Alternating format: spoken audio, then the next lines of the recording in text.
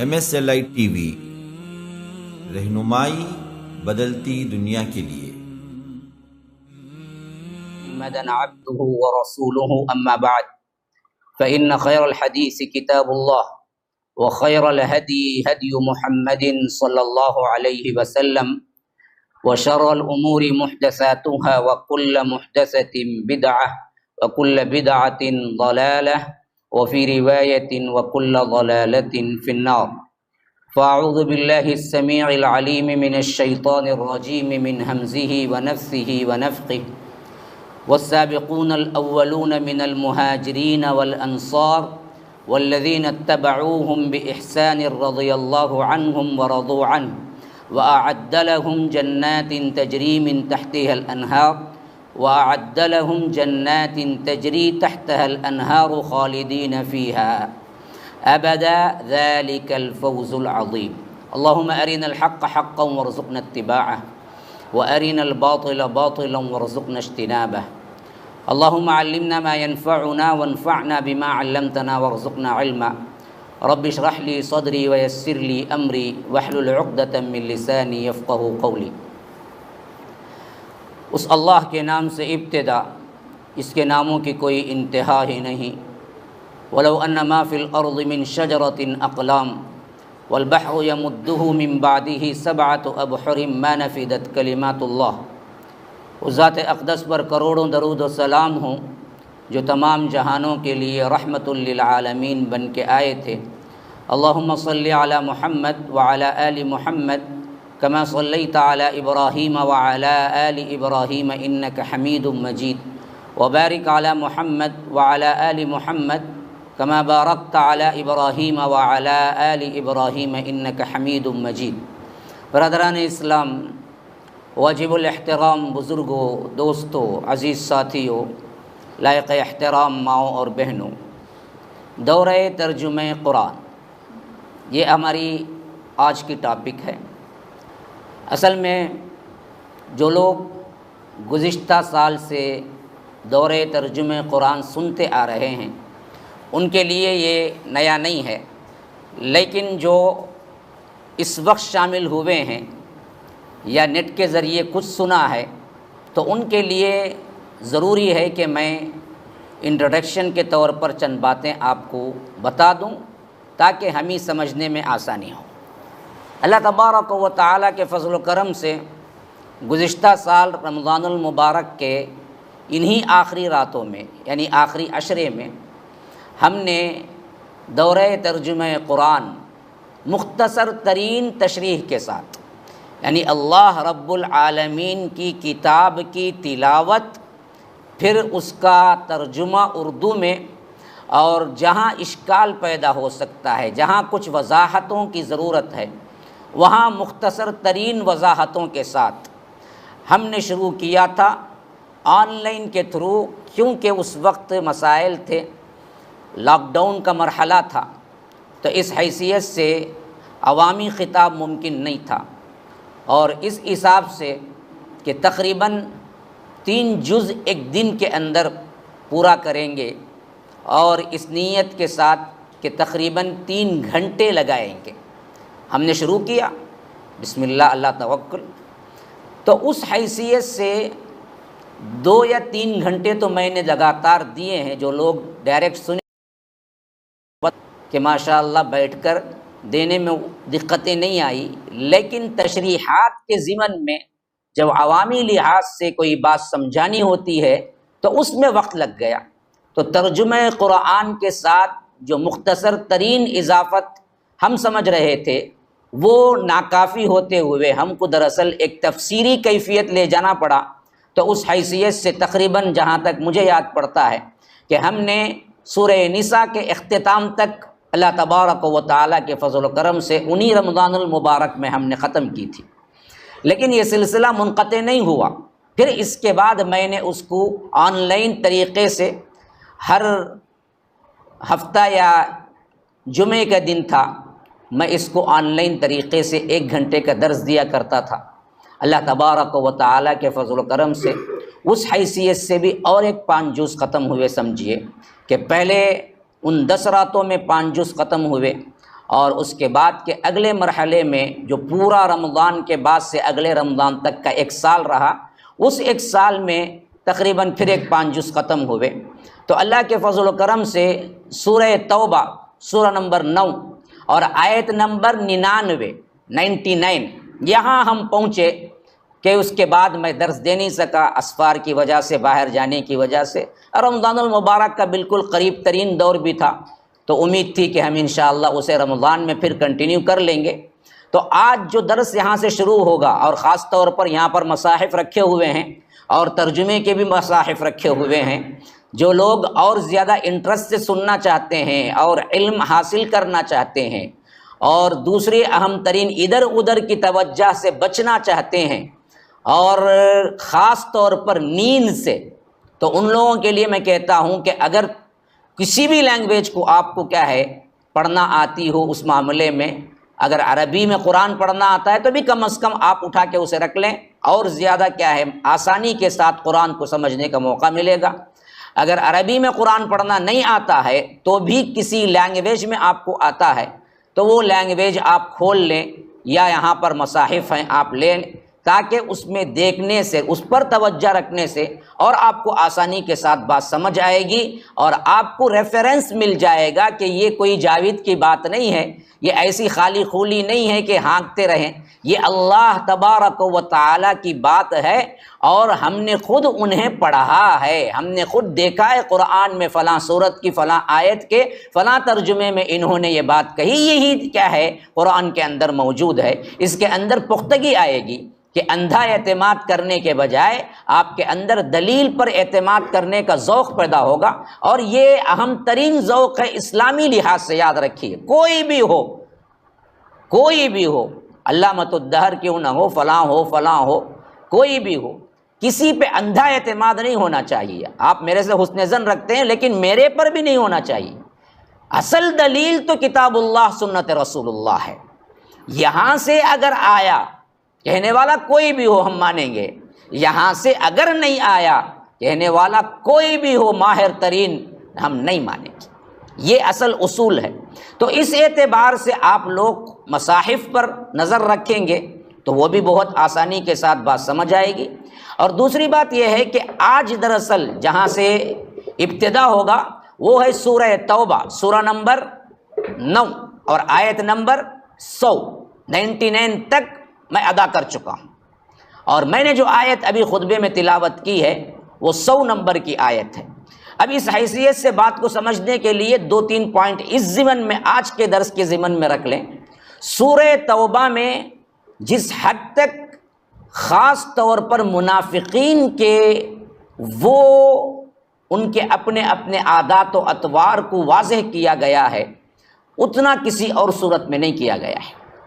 اور اس میں سب سے اہم ترین موضوع یہ تھا کہ یہ بدبخت لوگ اللہ کے رسول صلی اللہ علیہ وسلم کے ساتھ ہوتے ہوئے بھی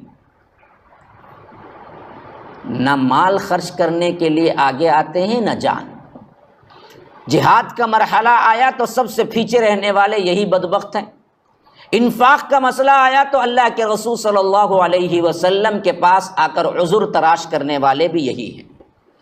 اور اس میں سب سے اہم ترین تبصرہ اس واقعے کا ہے جس میں تبوک شروع ہوا، یہ 9 ہجری کا واقعہ ہے۔ تبوک کے اندر اللہ کے رسول صلی اللہ علیہ وسلم نے عام اعلان کیا تھا کہ دیکھو جو ہو سکتا ہے اللہ کی راہ میں دو، اور تعالیٰ کے لیے، اور دشمن جو تھا وہ بہت دور تھا، اور لشکر بھی تقریباً کیا ہے 1-2 لاکھ مقابلہ تھا روم سے، اور وہ وقت بھی مدینے کے اندر جو معاملہ تھا وہ بہت ہی بہترین کھجور پک کے اتارنے کا وہ مرحلہ جو ہوتا ہے نا جی، گرمیوں میں خاص طور پر وہ مرحلہ تھا، اور منافقین اچھی طرح جانتے تھے کہ اگر اللہ کے رسول صلی اللہ علیہ وسلم کی بات سن کے ہم نکلیں گے تو پھر تو ہماری کھیتیاں اجڑ جائیں گی، ہمارے کھجور چلے جائیں گے، اور جو ایمان نہیں ہوتا ہے وہ یہی سوچتا ہے کہ ہم فاقے میں پڑ جائیں گے، اور دلی محبت تو دنیا سے تھی، اس واسطے وہ کبھی تیار بھی نہیں تھے۔ تو اس پر دراصل زبردست تبصرہ ہوا ہے کہ ان منافقین کا مرحلہ اللہ کے رسول کی پکار پر یا اللہ تبارک و تعالی کے ایمان پر، حکم پر یہ کس طرح بدلتے ہیں، کس طرح ہیلے بہانے تلاش کرتے ہیں، اور کس طرح اسلام کا نام تو لیتے ہیں لیکن عملی مسلمان بننے کے لیے راضی نہیں ہوتے، یہ مضمون ہے۔ تو جب وہ مضامین آپ پڑھتے جائیں گے تو جہاں پر منافقین کے کردار کئی زاویوں سے آئے، اللہ تبارک و تعالی مومنین کے کردار بھی ساتھ ساتھ بیان کر رہا ہے کہ منافقین فلاں ہیں فلاں ہیں فلاں ہیں، یہ کام کرتے ہیں یہ کام کرتے ہیں، ایسا ہے معاملہ۔ لیکن اس کے ساتھ ساتھ جو ان کے سچے ساتھی تھے اصحاب رسول اللہ صلی اللہ علیہ وسلم، ان کی بھی مدح اور ان کی بھی تعریف کی گئی کہ یہ وہ لوگ ہیں جو انہی کے درمیان رہتے ہوئے اپنا تن من دھن لگا دیا۔ تو اسی اصحاب کی مدح کے اعتبار سے وہ پہلی آیت جو میں نے پڑھی ہے اس کا ترجمہ بسم اللہ الرحمن الرحیم شروع کر رہا ہوں۔ فرمایا کہ والسابقون الاولون من المہاجرین والانصار، دیکھو سبقت کرنے والے، آگے آنے والے، اول اپنے آپ کو پیش کرنے والے کون ہیں؟ وہ مہاجرین میں سے بھی ہیں، انصار میں سے بھی ہیں۔ اچھا، ہو گئی دو کیٹیگری۔ والذین اتبعوہم باحسان، اور وہ لوگ جنہوں نے ان کی اتباع کی اخلاص کے ساتھ، یہ تین کیٹیگری ہو گئی۔ اب مدح تعریف کا کوئی انتہا دیکھو، فرمایا کہ السابقون الاولون، سبقت کرنے والے، آگے آنے والے، کس میں؟ پہل کون کون؟ مہاجرین میں سے، انصار میں سے، من المہاجرین والانصار۔ یہ دو کیٹیگری کے بعد کسی اور کا ذکر ہوا تو وہ ایک ہی ہے، وہ کون ہے؟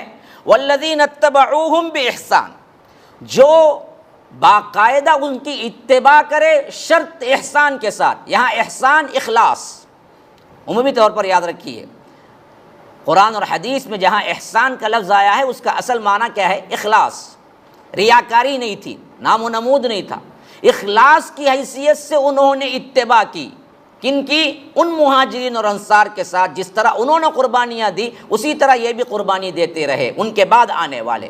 تو اللہ کہتا ہے رضی اللہ عنہم ورضوا عنہ، ایسے لوگوں سے اللہ بھی راضی ہو گیا اور اللہ تبارک و تعالی سے وہ لوگ بھی راضی ہو گئے۔ پھر اس کے بعد کیا ہوا؟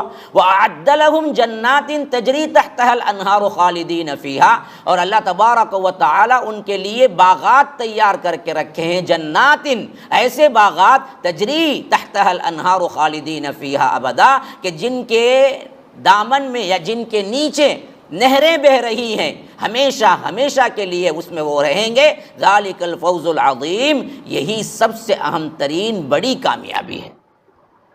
اب یہاں پر مدح کے سلسلے میں دو باتیں اچھی طرح ذہن میں رکھ لیجیے۔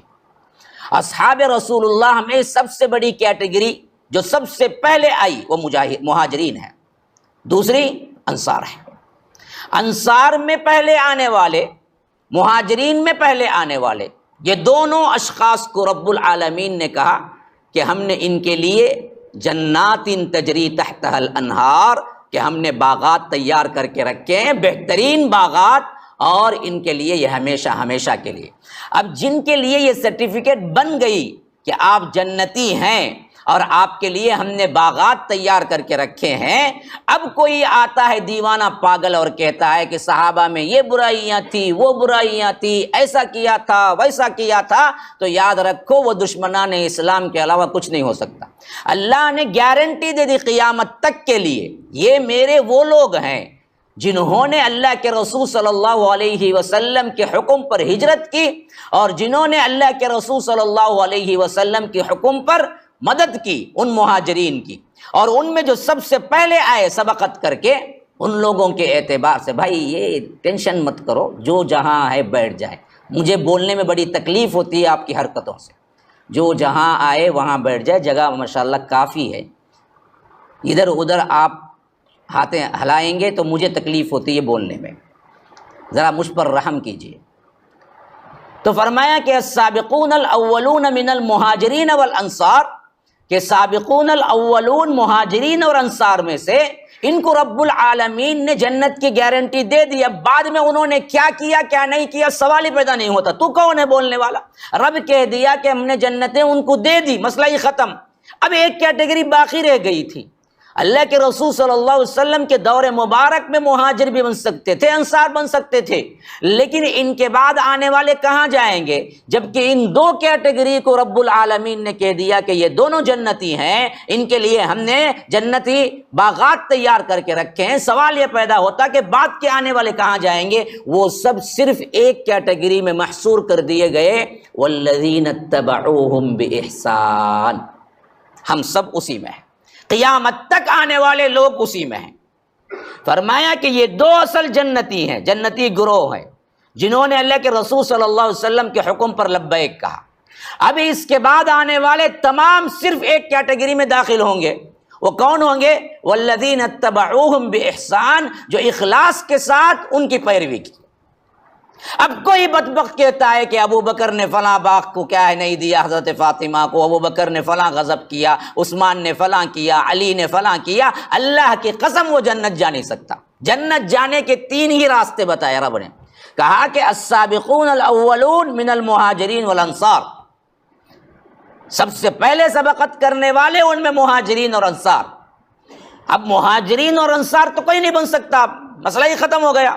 مہاجر انصار بنیں گے کون؟ جب اللہ کے رسول صلی اللہ علیہ وسلم رہیں گے، اس دور میں تو مہاجر انصار بن سکتے ہیں۔ اب بقیہ سب ایک کیٹیگری ہے بس، والذین اتبعوہم بإحسان، جو اخلاص کے ساتھ اس پر اتباع کیے۔ اصحاب نے جیسے اپنے ایمان کی مثالیں دی، اصحاب رسول اللہ نے جیسے قربانیاں دی، اس حیثیت سے اگر وہ چلیں گے تو پھر ان کے لیے بھی رضی اللہ عنہ ورضوا عنہ کا خطاب ہے کہ اللہ ان سے راضی ہوا اور وہ اللہ سے راضی ہو گئے۔ اور اس میں ایک بہت اہم ترین نقطہ بھی ہے، وہ کیا ہے معلوم ہے؟ اللہ ان سے راضی ہوا، یہ تو ہو گیا، وہ اللہ سے راضی ہو گئے، یہ ہے اصل کسوٹی۔ صحابہ کی اصل کسوٹی یہ ہے۔ ہاں، اس معاملے پہ غور کریں گے تو حیران رہ جائیں کہ رب نے یہ دونوں صیغے کیوں کہا کہ رضی اللہ عنہم ورضوا عنہ۔ رضی اللہ عنہم بالکل مکمل ہو گیا صیغہ، ہاں اللہ ان سے راضی ہو گیا، بس اللہ راضی ہو گیا۔ بھائی ہم سب کا منشا کیا ہے بھائی؟ بس اللہ راضی ہو جائے، یہی تو منشا ہے۔ جب اللہ نے یہ کہہ دیا کہ اللہ راضی ہو گیا، مسئلہ ختم۔ پھر ورضوا عنہ کیوں بولا؟ کہ وہ بھی اللہ سے راضی ہو گئے۔ یاد رکھو اصل تعریف اسی میں ہے، اصل تعریف اسی میں ہے۔ مثلا اللہ تبارک و تعالی نے آپ کو دولت دی، لیکن ساتھ میں آزمائش بھی دی، بچے بیمار، بیوی بیمار، ہمیشہ کچھ نہ کچھ پریشانی۔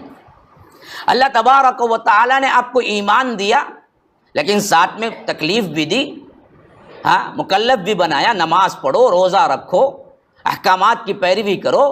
اب اس میں آپ کے لیے پریشانیاں ہیں، تجارت کے لیے یہاں گاہک کھڑا ہوا ہے اور یہاں اذان پکار رہی ہے، اور آپ کے لیے سب سے اہم ترین مسئلہ یہ بنا ہوا ہے کہ اذان سن کے جاؤں گا تو میری تجارت مار کھائے گی، اگر میں تجارت کو رکوں گا تو کیا ہے، پھر اللہ تبارک و تعالیٰ کے آگے گنہگار ہوں گا، کیا کریں گے؟ ایسے معاملات میں ہمارے اپنے فیصلے کیا ہوتے ہیں کہ ارے چھوڑو جی، بعد میں اللہ کو منا لے سکتے ہیں۔ اسلام اتنا سخت نہیں بھائی ہے، اسلام کیا ہے، بہت آسان ہے، دین آسان ہے بھائی۔ یہ ملا لوگ ہیں جو کیا ہے بڑا تنگ کر دیتے ہیں، اسلام تو بڑا آسان۔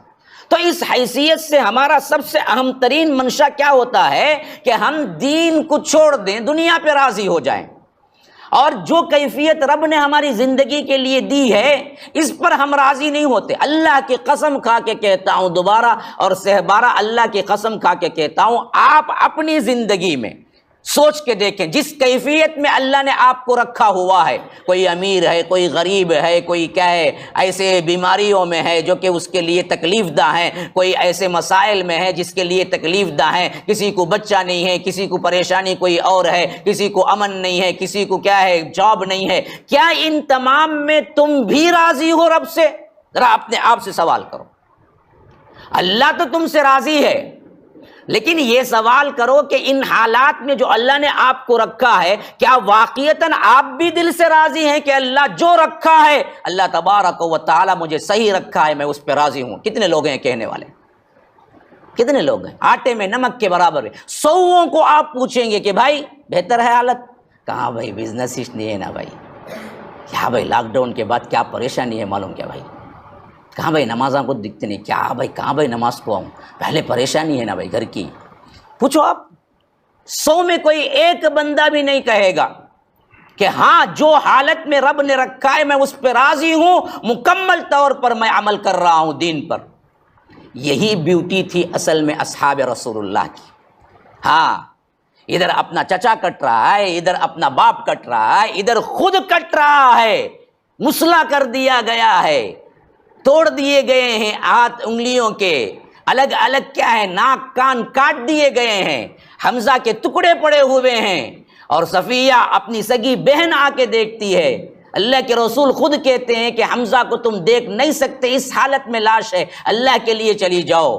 حضرت صفیہ کہتی ہیں کہ نہیں، مجھے معلوم ہے اللہ کے راہ میں وہ کٹے ہیں، ٹکڑے ہوئے ہیں، تو اللہ کے راہ میں ہوئے ہیں تو میں راضی ہوں۔ یہ رضا، اللہ تو راضی ہی ہے۔ یہ کیوں فرمایا کہ اللہ تبارک و تعالی سے وہ بھی راضی ہیں؟ اس واسطے کہ یہ سب سے اہم ترین مدح ہے اصحاب رسول اللہ صلی اللہ علیہ وسلم کی، کہ اللہ تبارک و تعالی نے جیسے جس کو جس حالت میں رکھا، ہر صحابی یہی کہ گھٹا کہ اے اللہ اس حیثیت میں ہم راضی ہیں۔ یہ کیفیت بہت بلند کیفیت ہے جو ہر ایک کو نہیں مل سکتی۔ اسی لیے فرمایا کہ ان کا سب سے اہم ترین معاملہ وہ تھا کہ ہم بھی راضی تھے ان سے، اور اللہ تبارک و تعالی سے وہ بھی راضی تھے۔ تو ایسا راضی برضا زندگی گزارنے والوں کے لیے ہم نے کیا کیا ہے؟ جنات، باغات تیار کر کے رکھے ہیں جن کے نیچے نہریں بہہ رہی ہیں، اور وہ اس میں ہمیشہ رہیں گے۔ ذالک الفوز العظیم، یاد رکھو یہی سب سے بڑی کامیابی ہے۔ پھر اس کے بعد فرمایا کہ وَمِمَّنْ حَوْلَكُمْ مِنَ الْأَعْرَابِ مُنَافِقُونَ وَمِنْ أَهْلِ الْمَدِينَةِ۔ دیکھیے وہی بات جو میں نے پہلے ہی تمہیداً ذکر کر دی، توجہ یہاں رکھیں گے، کون آتا ہے کون جاتا ہے اس پہ رکھیں گے، کچھ سمجھ نہیں آئے گا۔ ہاں، توجہ یہاں رکھیں گے تو یاد رکھیے بات سمجھ میں آئے گی۔ تو میں نے کہا تھا کہ اصل ترین جو خطاب ہے اس میں منافقین کا ہے، تو ایک آیت مدح صحابہ میں آ گئی تاکہ جہاں منافقین کا ذکر ہو رہا تھا وہاں سچے مسلمانوں کا بھی ذکر آ جائے۔ فوری طور پر پھر ٹاپک کی طرف بات پلٹ گئی جہاں بات ہو رہی، فرمایا کہ وَمِمَّنْ حَوْلَكُمْ مِنَ الْأَعْرَابِ، آپ کے اطراف میں بھی، یعنی مدینے کے اطراف میں بھی بعض اعرابی، بعض دیہاتی ایسے ہیں منافقون، ان میں بھی منافقین ہیں۔ وَمِنْ أَهْلِ الْمَدِينَةِ، اور مدینے کے اندر بھی بعض ہیں جو منافقین ہیں، اور ان کا نفاق کیسے ہے؟ مردوا علی النفاق، نفاق میں بڑے پکے ہو گئے ہیں۔ لا تعلمونہم، اے اللہ کے رسول صلی اللہ علیہ وسلم آپ ان کو نہیں جانتے، نحن نعلمہم، ہم جانتے ہیں، سنعذبہم مرتین ثم یردون الی عذاب عظیم، کہ ان قریب ہم انہیں 2 مرتبہ عذاب دیں گے، پھر وہ بڑے عذاب کی طرف پلٹائے جائیں گے۔ یہ ہے قرآن، قرآن پڑھو آنکھیں کھل جائیں گی، کس طرح رب خطاب کر رہا ہے آپ سے، کس طرح آپ کو سمجھا رہا ہے۔ فرمایا کہ جو منافقین کا پہلے ذکر آ چکا ہے، انہی منافقین میں کچھ اور کیٹیگریز بھی ہیں۔ یہ کیٹیگری والے کیا ہیں؟ یہ مدینے کے اندر بھی ہیں اور مدینے کے باہر بھی ہیں، اطراف میں بھی ہیں، مضافات میں بھی ہیں، آبادیوں کے باہر بھی ہیں، دیہاتوں میں بھی ہیں، اور ان کا نفاق بڑا پختہ ہے۔ مردوا علی النفاق، یعنی دیہاتی قسم کے جو منافق تھے نا جی، ان کا نفاق بڑا ہوا تھا۔ تو فرمایا کہ اللہ کے رسول ان سے بھی ہوشیار رہیے، اور فرمایا لا تعلمونہم، آپ نہیں جانتے۔ اب جو لوگ کیا ہیں، منہ کھول کے کہتے ہیں کہ اللہ کے رسول عالم الغیب ہیں، یہ گستاخ رسول ہیں، یہ نہیں مانتے ہیں، تو گستاخ کون ہے یہاں پر؟ قرآن کو آپ گستاخ بولیں گے؟ اللہ صاف کہتا ہے۔ ہاں، 101ویں آیت اٹھاؤ ابھی مصحف، میں جھوٹ بول رہا ہوں تو اٹھاؤ مصحف، کس کا ترجمہ چاہے دیکھ لو۔ فرمایا کہ لا تعلمونہم، اللہ کے رسول آپ ان کو نہیں جانتے، نحن نعلمہم، ہم جانتے ہیں وہ کون ہے، ہم کو پتا ہے۔ آپ کے ساتھ مسلمان جیسا رہتا ہے لیکن بدبخت اندر منافق ہوتا ہے۔ سنعذبہم مرتین، ایسے بدبختوں کو ہم 2 مرتبہ کیا ہے سزا دیں گے، ایک تو دنیا میں بھی دیں گے، ایک آخرت میں بھی دیں گے، 2 مرتبہ کا عذاب ہوگا۔ پھر اس کے بعد کیا ہے؟ جہنم کا آخری عذاب ہوگا، یردون الی عذاب عظیم، کہ پھر اس کے بعد ہم انہیں سب سے بڑے عذاب کی طرف پلٹائے جائیں گے۔ وآخرون اعترفوا بذنوبهم خلطوا عملا صالحا وآخر سیئا عسى اللہ ان یتوب علیہم ان اللہ غفور الرحیم۔ اب آ گئی وہ بات جو کہ بہت اہم ترین ہے ہمارے سلسلے میں۔ ایک طرف ہائی لیول کے مسلمان ابو بکر و عمر عثمان علی طلحہ زبیر، اور دوسری طرف انتہائی ڈیگریڈ، انتہائی ذلیل منافقین، کون؟ عبداللہ ابن ابی، اس کے ساتھی، دونوں کا ذکر آ گیا، ادھر ان کی طرف ادھر ان کی طرف۔ لیکن اللہ تبارک و تعالی نے تیسری ایک کیٹیگری میں بیان فرمائی، فرمایا کہ وہ آخرون اعترفوا بذنوبہم، ان میں کچھ ایسے بھی ہیں جو اپنے گناہوں کا اعتراف کرتے رہتے ہیں۔ ایمان تو اتنا پختہ نہیں ہے، اعمال تو ویسے نہیں ہیں جو ہائیلی کیٹیگری والوں کے ہیں، لیکن اللہ سے ڈرتے بھی رہتے ہیں، گناہوں کی معافیاں مانگتے بھی رہتے ہیں۔ اے اللہ گناہ ہو گیا، گناہ کرنا کیا ہے؟ نہیں ہے، لیکن کنٹرول نہیں ہو پایا، گناہ ہو گیا، اے اللہ لیکن کیا ہے؟ میں معافیاں مانگتے رہتا ہوں۔ تو وہ آخرون اعترفوا بذنوبہم، اعتراف گناہ بہت اہم ترین چیز ہے، یاد رکھیے۔ گناہ کرنا بہت بڑا گناہ ہے، لیکن اعتراف گناہ کرنا بہت بڑا ثواب ہے، یاد رکھو۔ یہ اعتراف گناہ انسان کو اس کیفیت میں پہنچا دیتا ہے جہاں اللہ کے رسول صلی اللہ علیہ وسلم نے فرمایا کہ التائب، توبہ کرنے والا ایسا ہے جیسا کہ اس نے گناہ ہی نہیں کیا، کمن لا ذنب لہ۔ تو اس کیفیت میں گناہ تو حضرت آدم سے بھی ہوا، شیطان سے بھی ہوا، شیطان نے اصرار کیا تو وہ ہمیشہ کے لیے جہنمی بن گیا۔ اعتراف نے، حضرت آدم نے اعتراف کیا تو وہ انسان سے آگے بڑھ کر نبی بن گئے۔ ہاں، ثم اصطفیٰ، اللہ نے ان کو پھر نبی بنا دیا، ثم اجتبا، اللہ نے ان کو پھر منتخب کر لی۔ تو اعتراف گناہ بہت اہم ترین صفت ہے۔ تو فرمایا کہ یہ وہ لوگ ہوتے ہیں جو دوسرے اعتراف گناہ کرتے ہیں بذنوبہم، اور مسئلہ ان کا کیا ہے؟ خلطوا عملا صالحا، ان کے معاملات یہ ہیں کہ کبھی اچھا کبھی برا دونوں مل گیا ہے۔ ہاں، ہمارا حال، رمضان آیا تو ماشاءاللہ مسجد بھری ہوئی ہے، ابھی جیسے ہی چاند دکھے حالت یہ ہوگی کہ جا کے پولیس اسٹیشن میں رپورٹ کرنا پڑے گا، اتنے لوگ غائب ہو گئے، کہاں جا رہے معلوم نہیں ہے۔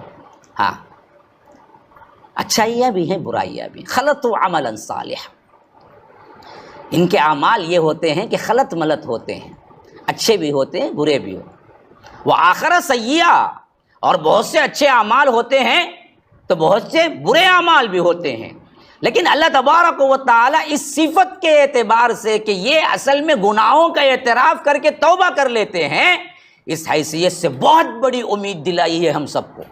یا رب، یہ رب رحیم کا کیا ہے؟ اس کی رحیمیت ہے۔ فرمایا کہ عسى اللہ ان یتوب علیہم، امید یہی ہے کہ اللہ ان کی توبہ کو قبول کر لے گا، انہیں معاف کر دے گا۔ ان اللہ غفور الرحیم، کہ بے شک وہ بڑا معاف کرنے والا، رحم کرنے والا ہے۔ یعنی جو لوگ اپنی زندگی میں گناہ کر بیٹھتے ہیں، ان کو گویا کہ ایک طرح اللہ تبارک و تعالیٰ بتا رہا ہے کہ ایسے لوگ اگر میرے پاس آ جائیں، روئیں، گڑ گڑائیں، اعتراف کر لیں، خواہ ان کے گناہ کچھ زیادہ ہی ہوں یا گناہوں کے ساتھ ساتھ کچھ اعمال اچھے بھی ہوں، تو اللہ تبارک و تعالیٰ شاید انہیں معاف کر دے ان کی توبہ پر۔ عسى اللہ ان یتوب علیہم، ان کی توبہ کو قبول کر لیں۔ ان اللہ غفور الرحیم، کہ بے شک اللہ تبارک و تعالیٰ توبہ کو قبول کرنے والا اور رحم کرنے والا ہے۔ اسی بارے میں ایک تابعی کا واقعہ آتا ہے کہ انہوں نے جب دیکھا کہ لقد انزلنا الیکم کتابا فیہ ذکرکم، کہ دیکھو اس کتاب کے اندر تمہارا ہی ذکر ہے، تو انہوں نے قرآن کھول کے بیٹھ گئے کہ میرا ذکر کہاں ہے اس میں۔ کبھی پڑھ رہے تھے تتجافى جنوبهم عن المضاجع يدعون ربهم خوفا وطمعا ومما رزقناهم ينفقون، کہ اللہ کے بندوں میں ایسے بندے بھی ہیں جو راتوں میں اپنے بستروں سے بالکل الگ رہتے ہیں اور اللہ کے حضور کھڑے ہو کے رو رو کے گڑ گڑا کے تہجد کی نمازوں میں اللہ تبارک و تعالیٰ کو راضی کرنے والے ہوتے ہیں۔ تو انہوں نے کہا کہ اللہ یہ صفت تو میری ہے نہیں، میں اتنا بڑا عبادت گزار تو نہیں ہوں۔ کہیں گناہوں کا سلسلہ آیا کہ یہ لوگ منافقین یوں ہیں، ایسے کرتے ہیں ایسے کرتے ہیں، تو پناہ مانگی کہ اے اللہ میں ایسا منافق تو نہیں ہوں۔ پھر پورا قرآن پڑھ لیا، پھر انہیں کہیں نظر نہیں آیا کہ میرا ذکر کہاں ہے۔ انہوں نے کہا کہ میں نے کہیں کیا ہے بھول ضرور کی ہے، پھر ایک مرتبہ قرآن کو شروع کرو، پھر پڑھنا شروع کیا، پھر وہی آیتیں آ رہی تھی، ان المتقین فی جنات وعیون، متقین کے لیے باغات ہیں اور ان میں چشمے ہیں۔ اے اللہ وہاں تو میں نہیں پہنچا۔ پھر دوسری طرف آ رہے ہیں کہ جہنمیوں کی صفات، اے اللہ میں تو ایسا نہیں ہوں، لیکن میں کہاں ہوں یہاں پر؟ یہاں تک کہ دوسری مرتبہ بھی قرآن پڑھ لیے، انہیں کہیں اپنا آپ نظر نہیں آیا کہ میں کہاں ہوں یہاں پر، جبکہ رب کہتا ہے کہ لقد انزلنا الیکم کتابا فیہ ذکرکم، کہ تمہارا ہی ذکر ہے، میرا ذکر کہاں ہے یہاں پر؟ پھر تیسری مرتبہ پھر مطالعہ شروع کر دیا قرآن کا کہ اب تو دیکھیں کم از کم کہ میرا ذکر کہاں ہو رہا ہے۔ کہتے ہیں کہ وہ اسی آیت پہ آ کے ٹھہرے اور کہا کہ یہ ہے میرا ذکر، یہ ہے میرا ذکر۔ وآخرون اعترفوا بذنوبہم خلطوا عملا صالحا وآخر سیئا، اور بندوں میں بعض ایسے بھی ہیں جو گناہ کرتے ہیں اور اعتراف بھی کرتے ہیں، معافیاں بھی مانگتے ہیں، اور ان کے اعمال اچھے بھی ہیں برے بھی ہیں۔ عسى اللہ ان یتوب علیہم، کہ اللہ تبارک و تعالی سے امید ہے کہ اللہ تبارک و تعالی انہیں معاف کر دے گا، توبہ ان کے قبول کر لے گا۔ اللہ تبارک و تعالی بڑا ہی غفور اور رحیم ہے، تو پکار اٹھے کہ اے اللہ یہ ہے میری صفت، یہ ہے میری صفت، یہ ہے میری صفت، میرے پاس برائیاں بھی ہیں اچھائیاں بھی ہیں، لیکن امید لگائے بیٹھا ہوں کہ اللہ تبارک و تعالی مجھے معاف کر دے گا۔ یہ ہے ہماری کیفیت۔ تو گناہ کے سلسلے میں کبھی نڈر نہ ہو جاؤ، اور گناہ کے سلسلے میں کبھی مایوس نہ ہو جاؤ۔ کچھ بھی کر لو، آ جاؤ رب کے پاس، رو گڑ گڑاؤ، اللہ معاف کرنے والا ہے۔ مایوسی یاد رکھو شیطان کا کام ہے۔ پھر فرمایا کہ خذ من اموالہم صدقۃ تطہرہم وتزکیہم بہا وصلی علیہم ان صلاتک سکن لہم واللہ سمیع علیم، کہ فرمایا کہ اے اللہ کے رسول صلی اللہ علیہ وسلم آپ کے پاس یہ لوگ اموال لے کے پہنچتے ہیں، صدقات کے مال لے کے پہنچتے ہیں۔ یہاں پر صدقہ سے مراد یہاں پر زکوٰۃ ہے۔ عمومی طور پر کئی جگہ قرآن میں صدقات مراد زکوٰۃ ہوتی ہے، اور کئی جگہ صدقہ کے مراد نفل صدقے ہوتے ہیں۔ تو فرمایا کہ یہاں پر جب لوگ زکوٰۃ لے کے آپ کے پاس پہنچتے ہیں اور زکوٰۃ ادا کرتے ہیں، تو فرمایا کہ ان سے ان کے مال لو اور ان کا تزکیہ، انہیں پاک کرو، انہیں صاف کرو اور ان کے لیے دعا کرو۔ ہاں، ان صلاتک سکن لہم، آپ کی دعا ان کے لیے باعث تسکین ہوتی ہے۔ دیکھیے یاد رکھیے، وہ صلی آ گیا جو ہم صلات کے لیے استعمال کرتے، تو صلات کا اصل میننگ دعا ہے۔ ہاں، یہاں پر وہی میننگ، اصل میننگ مراد ہے۔ یہاں پر صلات کا مطلب ہماری نماز نہیں ہے۔ ان صلاتک سکن لہم، آپ کی صلات یعنی آپ کی دعا ان کے دلوں کا سکون ہوتا ہے کہ اللہ کے رسول صلی اللہ علیہ وسلم کے پاس آئیں اور زکوٰۃ ادا کریں، اللہ کے رسول لیتے ہوئے انہیں کہیں کہ اللہ آپ کو اور دے، اللہ آپ کو خوش رکھے، اللہ تبارک و تعالی آپ کو اور زیادہ برکت اور رحمت عطا کرے۔ تو یہ اصحاب رسول اللہ کے دل کھل جاتے تھے کہ اللہ کے رسول کی دعا مجھے مل گئی۔ یہی اوصاف بعد میں بھی جو اہل علم ہیں، جو کچھ بھی وہ لیتے ہیں، انہی کے لیے بھی فرمایا کہ دیکھو جب کوئی بندہ اللہ کی راہ میں کچھ دیتا ہے تو اس کے لیے دعا کرنا اس کے لیے ضروری ہے، تاکہ اس کے دل کے اندر سکون ہو۔ یہ چاپلوسی نہیں ہوتی۔ آپ نے کچھ ڈونیشن دیا اور دینے والے نے آپ کی دعائیں دی، دینا چاہیے، کیونکہ فرمایا کہ وصلی علیہم، ان کے لیے دعائیں دو۔ ان صلاتک سکن لہم، آپ کی دعائیں ان کے لیے باعث قلب تسکین ہوتی ہے۔ واللہ سمیع علیم، کہ بے شک وہ سننے والا، علم رکھنے والا ہے۔ الم یعلموا ان اللہ هو يقبل التوبۃ عن عبادہ ويأخذ الصدقات وان اللہ هو التواب الرحیم، کیا تمہیں معلوم نہیں ہے کہ اللہ ہی اپنے بندوں کی توبہ قبول کرتا ہے اور ان کے صدقے قبول کرتا ہے، اور وہی ہے جو توبہ قبول کرنے والا، رحم کرنے والا۔ یہ بہت بڑی اہم ترین چیز بتائی گئی ہے۔ کائنات کا کوئی بھی آپ کتنا بڑا پیر مان لیں، کتنی بڑی درگاہ والے کو مان لیں، کتنے بڑے چوکٹ پہ سر رکھ لیں، اللہ ایک بات پوچھتا ہے، کوئی ہے میرے علاوہ بھی میں جو تمہارے گناہوں کو معاف کرتا ہو، تمہارے توبہ کو قبول کرتا ہو؟ تم ان سے دنیا مانگ سکتے ہو، جیسے کہ شرکیہ اعتقاد رکھنے والے لوگ اپنے اپنے تجارتوں کے لیے، اپنے کمائی کے لیے، اپنے کیا ہے مسائل کے حل کے لیے دوڑتے بھاگتے جاتے ہیں، یا قادر، یا آ کر کالے شاہ ولی، یا علی اجویری، یہ جتنے بھی پکارنے والے ہیں پکارو، یہ تو حرام ہے، شرک ہے، لیکن یاد رکھو کوئی ایسا بھی ہے جو تمہارے توبے کو قبول کرتا ہو، وہ کوئی نہیں ہے سوائے میرے۔ الم یعلموا ان اللہ هو يقبل التوبہ، اللہ تبارک و تعالیٰ کے علاوہ بھی کوئی یہ کائنات کے اندر جو تمہارے توبے کو قبول کرے؟ تو ارے بدبختو، جب اللہ ہی توبے کو قبول کرتا ہے تو اس کی طرف جانے کے بجائے تم کسی اور سے جا کے مانگتے ہو، مانگتے وقت کوئی اور ہے اور تمہارے گناہوں کو معاف کرتے وقت کوئی اور ہے۔ یہ ڈبل اسٹینڈرڈ کیوں ہے؟ فرمایا اسی واسطے کہ الم یعلموا ان اللہ هو يقبل التوبۃ عن عبادہ، وہی ہے جو اپنے بندوں کی توبہ قبول کرتا ہے، ويأخذ الصدقات، وہی ہے تمہارے صدقات کو قبول کرتا ہے۔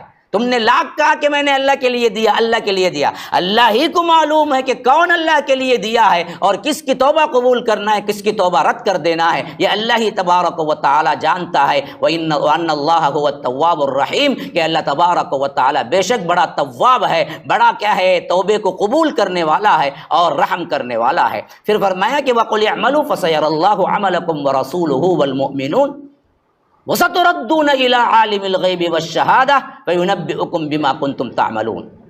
اب آ گئی وہ بات کہ اللہ کے رسول صلی اللہ علیہ وسلم تبوک کے لیے نکلے۔ منافقین نے کیا کیا؟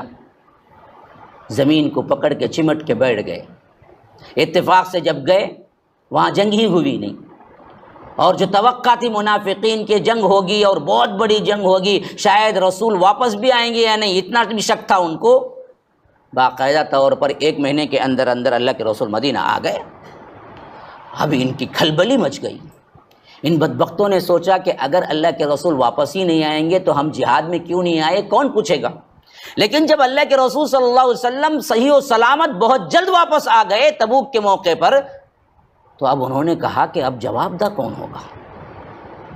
اب کوئی پٹی باندھے ہوئے لنگڑاتا ہوا جا رہا ہے، کوئی اور ایکسکیوز پوچھتا جا رہا ہے، کوئی جا کے اللہ کے رسول صلی اللہ علیہ وسلم سے کہہ رہا ہے کہ ماں بیمار تھی، کوئی دوسرا نہیں تھا اس واسطے میں نہیں آ سکا، کوئی کہہ رہا ہے کہ اللہ کے رسول میرا فلاں مسئلہ تھا اس واسطے نہیں آ سکا، کوئی کہہ رہا ہے کہ میرے چھوٹے بچے تھے میں گھر چھوڑ کے نہیں آ سکا۔ وہ ایسے وہاں اب اللہ کے رسول صلی اللہ علیہ وسلم نے کیا کیا؟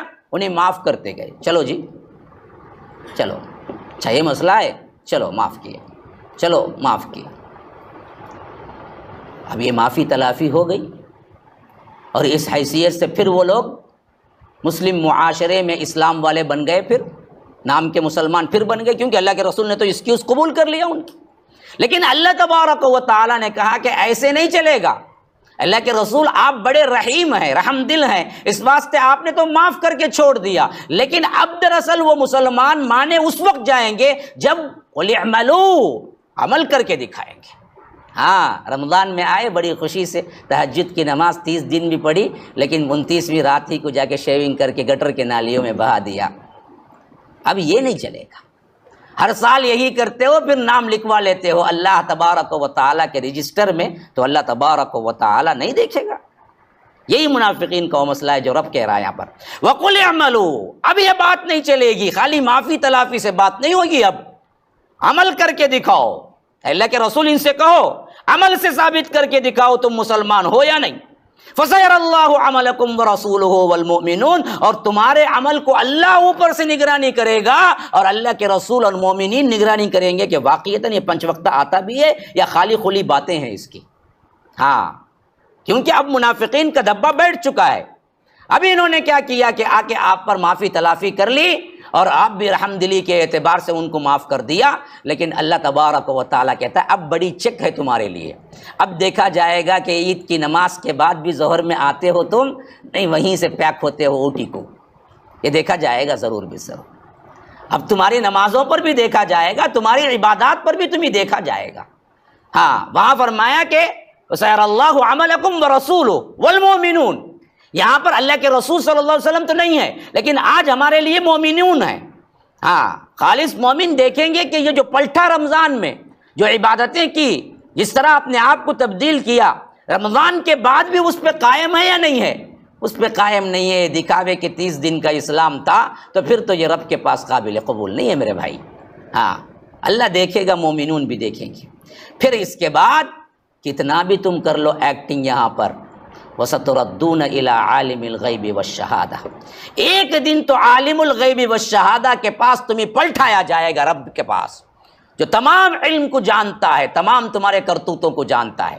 تم جتنا کچھ بھی بناؤ سنگار کر لو، جتنا کچھ بھی اللہ والے بن کے دکھا دو، جتنا کچھ بھی کیا منڈی نیچے ڈال کے مراقبے میں پڑ جاؤ، جتنا کچھ بھی تم کیا ہے لمبے 1000 دانے کی تسبیح ڈال کے ہو کا نعرہ لگاؤ، رب کو معلوم ہے کہ تم کیا کر کے آئے ہو، تو قیامت کے دن اسی رب کی طرف تمہیں پلٹایا جائے گا۔ وَسَتُرَدُّونَ إِلَىٰ عَالِمِ الْغَيْبِ وَالشَّهَادَةِ فَيُنَبِّئُكُم بِمَا كُنتُمْ تَعْمَلُونَ۔ اس وقت رب کائنات تمہیں ایک ایک حرکت بتائے گا کہ یہاں تم نے جو کام کیا تھا نا جی، یہ کوئی نہیں دیکھا لیکن مجھے معلوم تھا، رات میں مووی دیکھتے دیکھتے 3 گھنٹے تمہارے ہوتے تھے، یہ مجھے معلوم ہے۔ لوگوں کو بتانے کے لیے تو تم نے کیا کیا تھا، میں نے تلاوت کر رہا ہوں، نہیں تو میں کیا کر رہا ہوں، پڑھائی کے لیے۔ ماں کیا کرتی ہے، ارے انجینئر کا بچہ ہے بھائی، اچھے مارک لے آنا، کرنا کیا ہے، اسے دودھ دو، کافی دو، بوسٹ دو، جب جب دروازے پہ کھٹ کھٹ، بیٹا کیا کر رہے ہیں، پڑھ رہا ہوں میں، ہاں کیا کرنا ہے، لو بوسٹ لے لو ذرا پی لو، چائے لے لو ذرا، اسنیکس لے لو۔ یہ بدبخت پڑھ رہا ہوتا ہے، پڑھ نہیں رہا ہوتا ہے، وہ کوئی اور ہی دنیا میں ہوتا ہے۔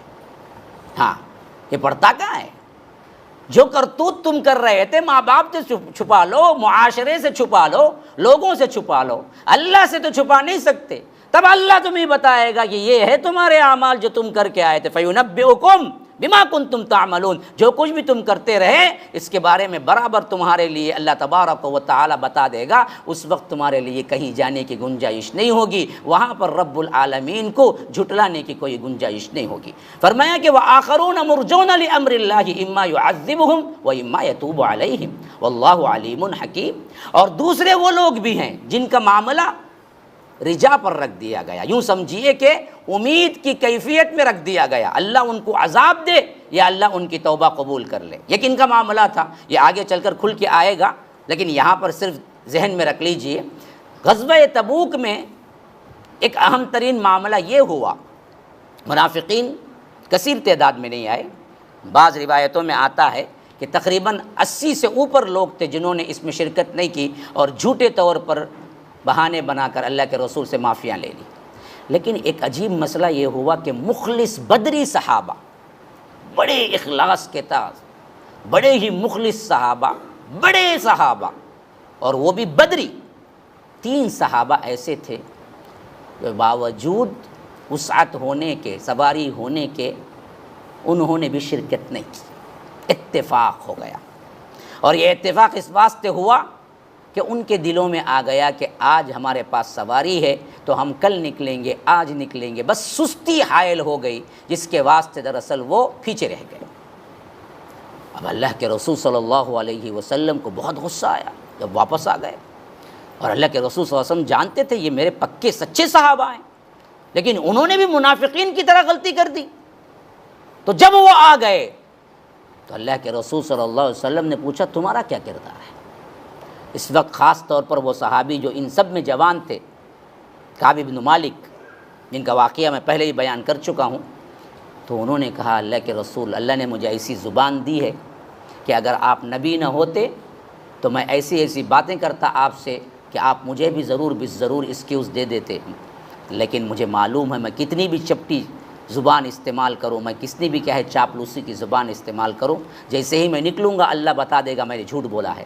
اس واسطے میں سچ سچ کہتا ہوں اللہ کے رسول، کوئی ممانعت، کوئی چیز حائل نہیں تھی بیچ میں سوائے سستی کے۔ بس میں سوچ رہا تھا کہ آج میرے پاس اپنا گھوڑا ہے، میں آج نکل جاؤں گا، کل نکل جاؤں گا، کل نکل جاؤں گا، آج نکل جاؤں گا، یہاں تک کہ مجھے معلوم ہوا کہ آپ خود واپس آ رہے ہیں، تو پھر اس کے بعد نکلنا بیکار تھا، اس واسطے میں یہاں پر رہ گیا۔ اب یہ سچائی تو اللہ کے رسول صلی اللہ علیہ وسلم کو بہت پسند آئی، لیکن تھا معاملہ بہت گمگیر۔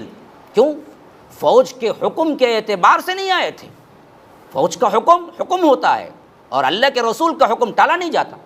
تو اللہ کے رسول صلی اللہ علیہ وسلم نے کہا کہ دیکھو یہ معاملہ اب اللہ کے سپرد ہے، اب اللہ تبارک و تعالی جو فیصلہ کرے گا اس وقت تک تم کو انتظار کرنا پڑے گا، اور اس وقت تک نہ تم کسی سے بات کر سکو گے، نہ کسی سے بات چیت ہو سکتی ہے، نہ ملاقات، نہ کہ حتیٰ کہ سلام بھی نہیں ہوگا۔ پورا مدینہ تنگ ہو گیا، کوئی سلام کا بھی جواب دینے والا نہیں تھا، یہاں تک کہ 40 دن گزر گئے۔ 50ویں دن اور ایک حکم آیا، 40 پر 1ویں دن یہ حکم آیا کہ اب بیوی کے ساتھ بھی نہیں رہ سکتے، بیوی کو بھی بھیج دو میکے، وہ بھی بھیج دیے گئے۔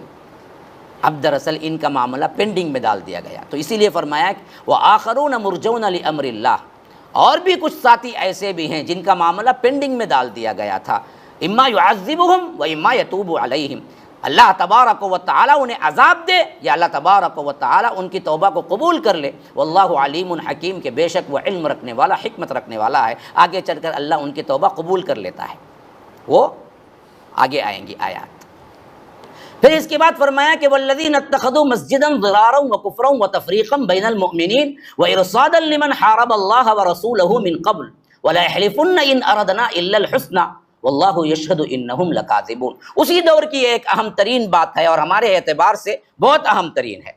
منافقین کے کچھ لوگوں نے سوچا کہ جب بھی ہم جا کے جہاں بھی بیٹھتے ہیں وہاں کوئی نہ کوئی ہم کو دیکھ لیتا ہے، پھر ہم جو باتیں کرتے ہیں اس میں کوئی نہ کوئی مخلص صحابی بھی ہوتا ہے، وہ باتیں بھی اللہ کے رسول کو پہنچ جاتی ہیں، کیوں نہ ہم کیا کریں گے، ایک ایسا اڈا ہمارا بنائیں گے جس پہ کبھی مسلمانوں کو شک نہ ہو۔ تو اس واسطے کیا کریں گے کہ ان کے دلوں میں سب سے اہم ترین، کیونکہ بڑے عجیب و غریب سازشی لوگ تھے نا جی، کیونکہ یہ پورے جو بن کے آتے تھے وہ یہودیوں سے آتے تھے، اور یہودی سب سے بڑی سازشی قوم ہے، آج بھی وہی سازشی قوم ہے۔ تو انہوں نے کہا کہ اچھا بات ایسی کہ ہم ایک جگہ دیکھ کر اللہ کے رسول صلی اللہ علیہ وسلم سے التجا کریں گے کہ ہم یہاں مسجد بنانا چاہتے ہیں۔ مسجد کے آڑ میں کیا کریں گے؟ یہ تین کام کریں گے۔ فرمایا کہ ضرارا وکفرا وتفریقا بین المؤمنین وارصادا لمن حارب اللہ، چارواں کام۔ اس مسجد کے انڈر میں، یعنی مسجد تو دکھانے کی بنائیں گے، اندر بیٹھ کے جو کام کریں گے وہ کفر کی زیادتی کے لیے کام کریں گے، کفراً و تفریقاً، مسلمانوں میں تفرقہ ڈالنے کا کام کریں گے بین المؤمنین، اور وارصادا لمن حارب اللہ، اللہ تبارک و تعالیٰ کے ساتھ مخالفت اور روگردانی کرنے کے لیے لوگوں کو بنائیں گے، گویا کہ کل مسلمانوں کو ضرر اور نقصان پہنچانے کے لیے یہ کام کریں گے، لیکن مسجد کی آڑ میں۔ یہ مقصد کر کے کیا کیا انہوں نے؟ مسجد بنا دی۔ اللہ کے رسول صلی اللہ علیہ وسلم کے پاس آئے، کہا کہ اللہ کے رسول آپ اگر آ کے پہلی مرتبہ نماز پڑھا دیں گے تو پھر اس کے بعد ہم نماز شروع کر دیں گے اپنی مسجد میں۔ اس وقت اللہ کے رسول صلی اللہ علیہ وسلم کو معلوم نہیں تھا یہ بدبخت کس سازش کے تحت آ رہے ہیں۔ تو اللہ کے رسول صلی اللہ علیہ وسلم نے کہا کہ اچھی بات ہے، ابھی تو مجھے سفر ہے تبوک کا، لیکن واپس آؤں گا نا تب تم جب کہو گے میں آ کے نماز پڑھا دوں گا، پھر اس کے بعد تم نماز شروع کر لینا۔ یہ کہہ کہ اللہ کے رسول تبوک کے لیے نکل گئے، لیکن تبوک میں تھے، واپسی کا موقع تھا، اللہ تبارک و تعالیٰ نے وحی اتار دی، وحی کہ دیکھو یہ جو مسجد بنائے ہیں بدبخت، یہ دراصل وہ مسجد نہیں ہے جو مسجد تقوی پہ بنتی ہے، یہ تو دراصل کفر کی زیادتی اور لوگوں کو نقصان پہنچانے کے لیے، اپنی سازشوں کو چھپانے کے لیے انہوں نے، ان بدبختوں نے مسجد بنائی ہے۔ تو اے اللہ کے رسول صلی اللہ علیہ وسلم اس میں کبھی بھی مت کھڑی ہوگا، آپ کھڑنا بھی نہیں ہے، امامت بھی نہیں کرنا ہے، بلکہ اللہ تبارک و تعالیٰ نے اسے توڑنے کا حکم دیا، اور وہ مسجد ضرار کہلائی تاریخ میں، آج بھی اسی نام کے ساتھ ہے، یعنی وہ مسجد جو مسلمانوں کو ضرر پہنچانے کے لیے بنائی گئی۔ اور اللہ کے رسول نے حضرت علی اور کچھ ساتھیوں کو بھیجا کہ کہا کہ جاؤ اس مسجد کو بالکل نیست و نابود کر دو۔ تبوک سے واپس آتے ہی سب سے پہلا حکم اللہ کے رسول نے یہی دیا کہ مسجد ضرار جاؤ اور وہاں پر کیا ہے، اینٹ سے اینٹ اس کی بجا دو، کیونکہ یہ دراصل کفر پر قائم ہونے والی مسجد تھی۔ تو یاد رکھو مسجدیں بنا دینا اصل معاملہ نہیں ہے، جن مسجدوں کے ممبروں سے شرک اور جن مسجدوں کے ممبروں سے بدعات کا خروج ہوتا ہے، تو یاد رکھو وہ مسجدیں نہیں ہوتی ہیں، وہ دراصل وہ ہوتے ہیں جو اللہ تبارک و تعالیٰ نے یہاں فرمایا ہے کہ وَإِرْصَادًا لِمَنْ حَارَبَ اللَّهَ وَرَسُولَهُ، اللہ اور اس کے رسول کے ساتھ جنگ کرنے کا اصل معاملہ کرتے ہیں یہ بدبخت، اور وَكُفْرًا بَيْنَ الْمُؤْمِنِينَ وَإِرْصَاد، اور کفر اور ان کے ساتھ تفرقہ کرتے ہیں مسلمانوں کا۔ سب مسلمان ہیں، سب کی مسجد ہے، ہاں انہیں لگاتا انگلی ہلانے والا نہیں آنا کہتے مسجد میں، تیرے باوا کی مسجد کون روکا بھائی؟ کیسے بول سکتا تو؟ ہاں کیسے کس کی مسجد، کس کی اجارہ داری؟ قیامت تک کوئی ایک اہل حدیث مسجد میں بورڈ نہیں دکھا سکتے آپ فلاں نہیں آنا ہے۔ اللہ کی قسم کھا کے کہتا ہوں، میں نے بھی اسٹیٹ پھرا ہے، ایسے ہی نہیں کہہ رہا ہوں، لیکن کتنے مساجد میں ہمارے اپنے لوگوں نے یہ طغرے لگائے ہوئے ہیں کہ یہاں وہابی کا آنا ممنوع ہے، یہاں انگلی ہلانے والے کا آنا ممنوع ہے، یہاں بغیر ٹوپی کے آنا۔ کون ہے؟ کس کے باپ کی مسجد ہے؟ کفر کو، بدعات کو فروغ دینے کے لیے مساجد اور ممبر کا استعمال۔ ایسے مساجد اور ممبر کو تو اللہ کے رسول نے باقاعدہ جھتہ بھیج کر نیست و نابود کر دیا اور اسے مسجد ضرار کا نام دیا۔ اس لیے فرماتا ہے کہ ان لوگوں کا کام یہ تھا کہ اللہ کے رسول صلی اللہ علیہ وسلم سے جنگ کیا جائے۔ اگر ان سے بلا کے پوچھا جائے کہ کیوں جی یہ الگ مسجد تو ہے، مسجد نبوی موجود ہے، وہیں آ کے پڑھ لیتے، تو کہیں گے کیا؟ وَلَيَحْلِفُنَّ إِنْ أَرَدْنَا إِلَّا الْحُسْنَى، کہیں گے کہ قسمیں کھا کھا کر ہم اس مسجد بنانے میں سوائے حسن نیت کے اور کچھ نہیں ہے، ہم نے کوئی بھی غلط ارادے سے نہیں بنایا ہے، حالانکہ پورا کا پورا غلط ارادہ تھا۔ واللہ یشہد انہم لکاذبون، اللہ گواہی دیتا ہے کہ یہ بدبخت جھوٹے ہیں۔ اب آ گئی وہ بات جو میں نے ابھی کہا، لا تقم فیہ ابدا، اے اللہ کے رسول صلی اللہ علیہ وسلم اس مسجد میں کبھی کھڑے نہ ہونا۔ ان لوگوں نے بلایا تھا نا کہ اوپننگ افتتاح میں آپ آ کے نماز پڑھ لیں، پھر اس کے بعد ہم کیا کریں گے، نماز شروع کر دیں گے۔ ابھی اللہ کے رسول نے صرف وعدہ کیا تھا کہ میں جا کے آنے کے بعد، جب آنا کا راستہ یعنی درمیانی سفر تھا، اسی وقت یہ آیت اتری، کہا کہ اللہ کے رسول لا تقم فیہ ابدا، اس مسجد میں آپ کبھی کھڑے نہ ہونا۔ کون سی مسجد میں کھڑے ہونا جی؟ اب دیکھو آ رہا ہے، لمسجد اسس علی التقوی من اول یوم احق ان تقوم فیہ، وہ مسجد جس کی سب سے پہلی بنیاد ہی تقوی پر رکھی گئی ہو، پہلا اینٹ اصل میں تقوی کا اینٹ تھا، وہ مسجد اصل ہے جہاں پر آپ کو کھڑے ہونا چاہیے۔ ہاں، دیواروں سے نہیں بنتی، تقوی سے بنتی ہے مسجد۔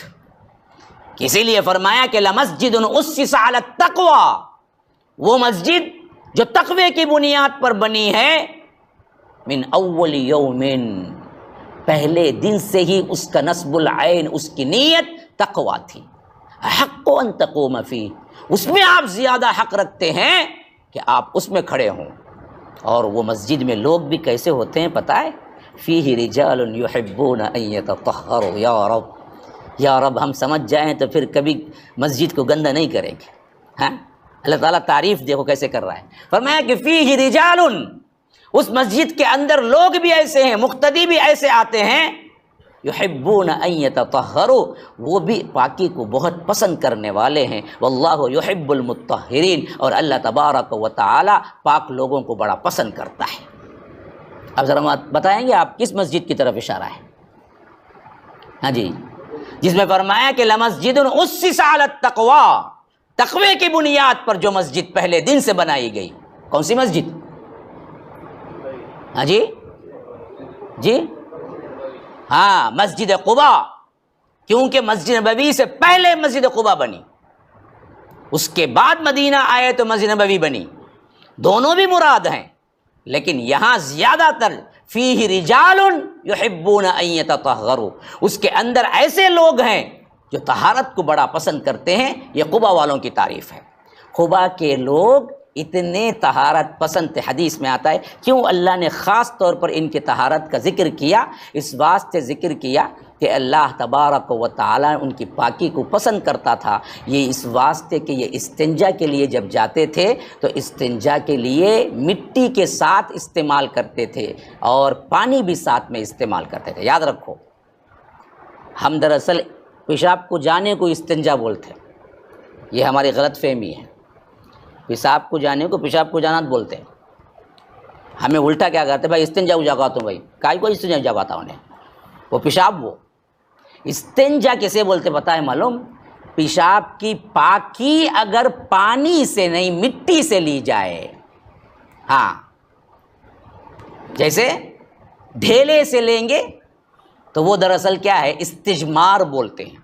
پیشاب کی پاکی اگر ڈھیلے سے لیں گے، کہیں صحرا میں گئے، سفر میں گئے، آپ کو پانی نہیں مل رہا ہے تو آپ کیا کر سکتے ہیں، اجازت ہے ڈھیلا استعمال کر سکتے ہیں، مٹی کا ڈھیلا ہو استعمال کر سکتے ہیں، تو اسے کہتے ہیں استجمار۔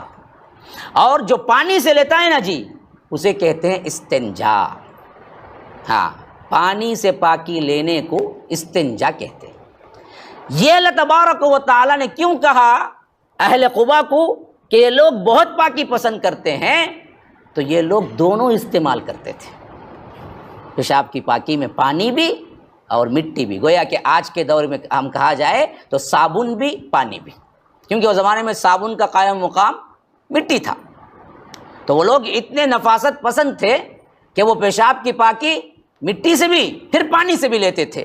تو اللہ نے کہا کہ فیہ رجال یحبون ان یتطہروا، اس کے اندر ایسے لوگ ہیں جو پاکی کو بڑا پسند کرتے ہیں۔ ان اللہ واللہ یحب المطہرین، کہ اللہ تبارک و تعالی ایسے پاک بازوں کو بہت پسند کرتا ہے۔ افمن اسس بنیانہ علی تقوی من اللہ ورضوان خیر امن اسس بنیانہ علی شفا جرف ہار فانہار بہ فی نار جہنم واللہ لا یہدی القوم الظالمین، کہ کیا وہ شخص بہتر ہے جو اپنی عمارت کی بنیاد اللہ کے خوف اور اس کی رضا پر رکھی، یا وہ شخص بہتر ہے جس نے اپنی عمارت کی بنیاد ایک کھوکھلے گھڑے کے کنارے پر رکھی اور اس کو بھی جہنم کی آگ جا گرائے؟ ایسے ظالم لوگوں کو اللہ کبھی ہدایت نہیں دیا کرتا۔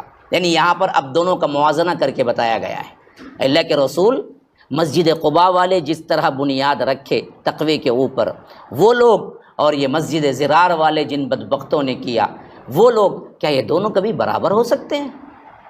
ہرگز بھی نہیں ہو سکتے۔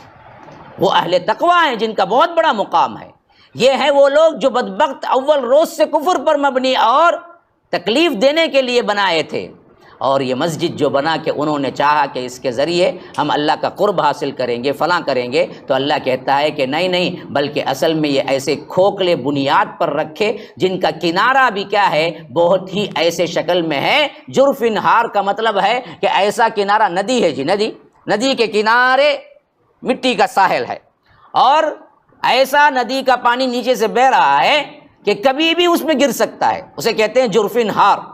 ان بدبختوں نے بنایا بھی ایسی جگہ کہ ایسے کنارے پہ کھڑے ہوئے ہیں کہ کبھی بھی گر سکتا ہے، اور وہ گرے گا بھی کہاں گرے گا؟ فرمایا کہ فنہار بہ فی نار جہنم، اور وہ ٹوٹ کے گرے گا تو سیدھے جا کے جہنم میں گرے گا۔ یعنی اللہ تبارک و تعالیٰ بتلا رہا ہے کہ یہ دراصل جنہوں نے مسجد بنائی، اصل میں کیا ہے، اس مسجد کے پاداش میں انہیں جنت ملنا تو بہت دور کی بات ہے، جہنم ملے گی، اور جہنم کے کنارے پہ کھڑے ہوئے ہیں۔ واللہ لا یہدی القوم الظالمین، کہ اللہ تبارک و تعالیٰ ظالم قوم کو ہدایت نہیں دیا کرتا۔ لا یزال بنیانہم الذی بنوا ریبۃ فی قلوبہم الا ان تقطع قلوبہم واللہ علیم حکیم۔ یہ عمارت جو مسجد زرار ان لوگوں نے جو بنائی ہے، ہمیشہ ان کے دلوں میں کھٹکتی رہے گی، اور ان کے دل کے اندر ہی وہ حسرت اور ندامت ہوتے رہیں گے، پارا پارا ہوتے رہیں گے۔ اللہ سب کچھ جاننے والا اور حکمت والا ہے۔ دیکھیے، منافق کبھی سکون میں نہیں آتا، یہ ہے وہ بات جو اللہ تبارک و تعالیٰ کہتا ہے۔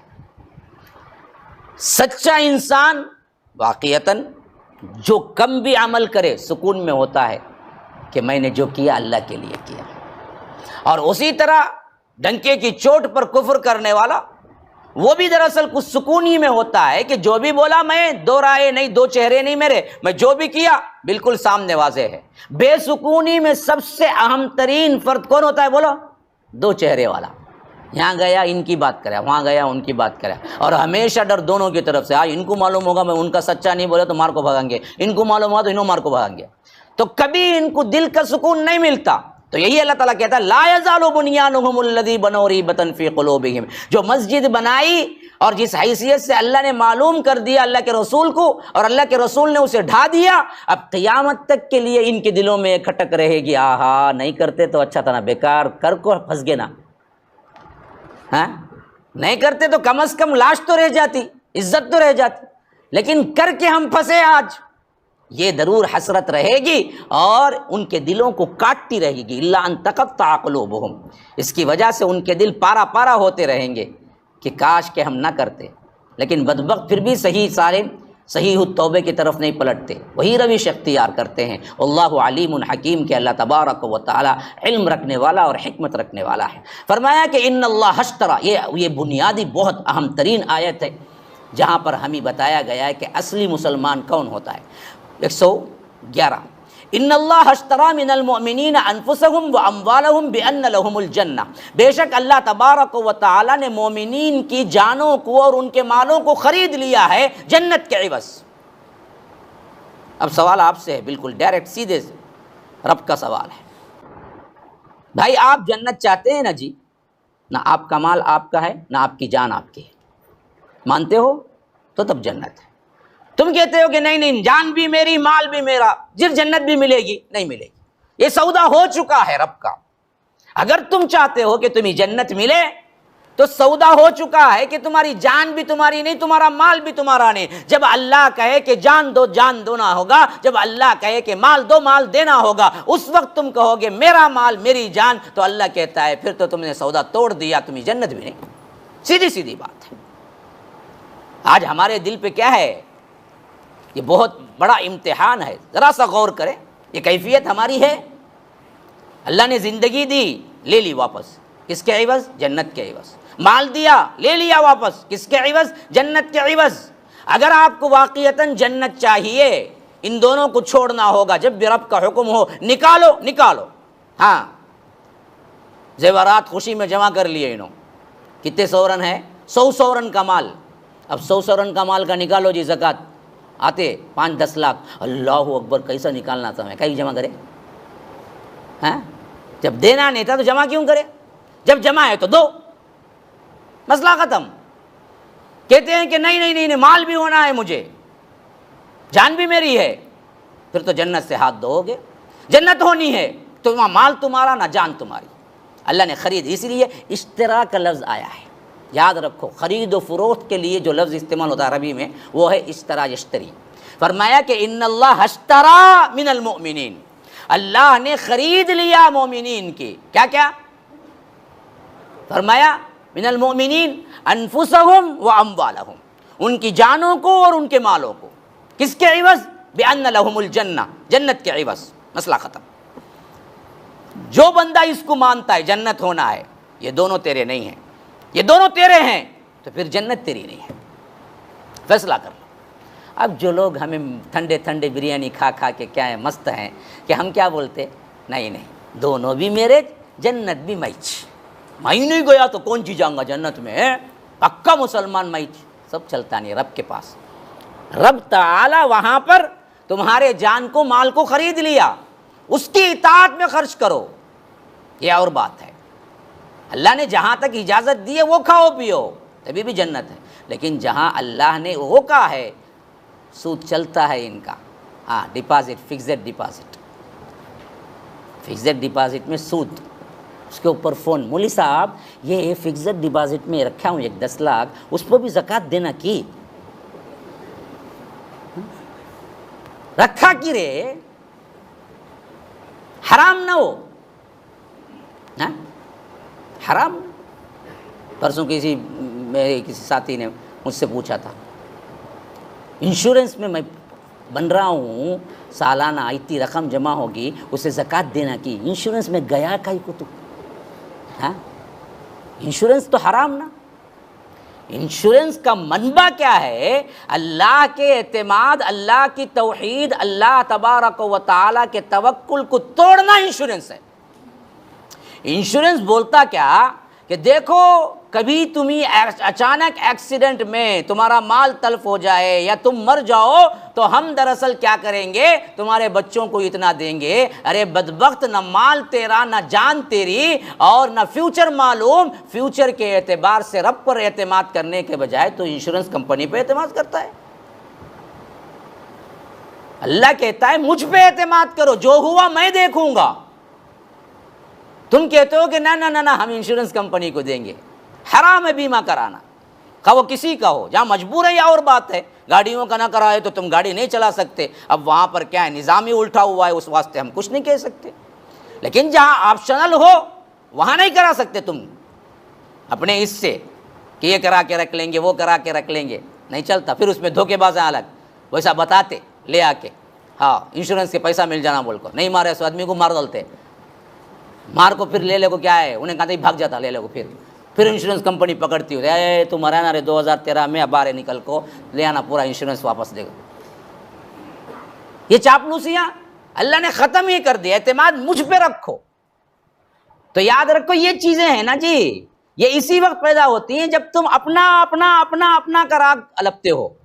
اللہ کہتا ہے تمہاری جان بھی تمہاری نہیں، تمہارا مال بھی تمہارا نہیں، پھر کہاں سے انشورنس کرتے جی؟ تمہیں کسے کرتے؟ تمہاری زندگی تمہاری ہوئی تو کرتے نا جی تم انشورنس، تمہاری زندگی تمہاری ہے ہی نہیں نا، ہاں وہ تو رب لے چکا ہے نا جنت کے عوض، تو تم کیسے کر سکتے ہو اس کے اوپر؟ ہاں تم جنت سے دستبردار ہو جاؤ پھر کہو میری زندگی ہے، تم کو جنت چاہیے تو پھر نہیں کہہ سکتے۔ تو اسی لیے فرمایا کہ یقاتلون فی سبیل اللہ فیقتلون ویقتلون، یہ وہ اللہ کے بندے ہوتے ہیں جو اللہ کی راہ میں قتال کرتے ہیں، خود بھی شہید ہوتے ہیں، کفار کو مارتے بھی ہیں۔ ہاں خالی ہاتھ بننے کو مار نہیں بولتے، یہ بھی ہے وہ بھی ہے، جب جنگ کا مسئلہ آئے گا تو یہ دونوں کرتے ہیں۔ ہاں حضرت حمزہ تلوار اٹھائے تو پھر کئیوں کے کیا سر قلم کیے، پھر بھی شہید بھی ہوئے۔ ہاں یہ بھی ہے وہ بھی ہے، یہ میرے اللہ کے بندے ہوتے ہیں۔ تو ایسے بندوں کو اللہ کیا کہتا ہے؟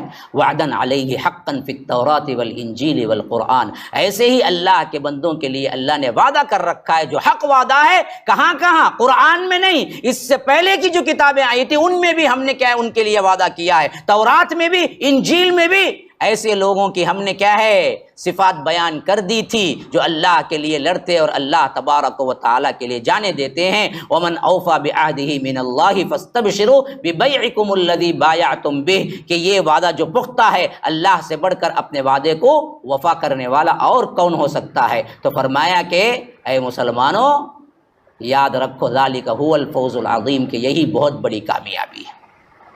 اللہ نے جو وعدہ تم سے کیا ہے، بینک کے وعدے پر تو اعتماد ہے، ہاں ڈپازٹ رکھو 5 لاکھ، اگلے سال 7.5 لاکھ کا تھے جا کو دے ڈالتا، ارے یہاں دے رہے اللہ تعالیٰ تو 700 گنا دیتا، نہیں مجھے صاحب پریشان ہوں میں، معلوم کیا 2 مہینے سے بزنس ہی نہیں، اب وہاں رکھا نا 5 لاکھ جا کو، وہ کی رکھا؟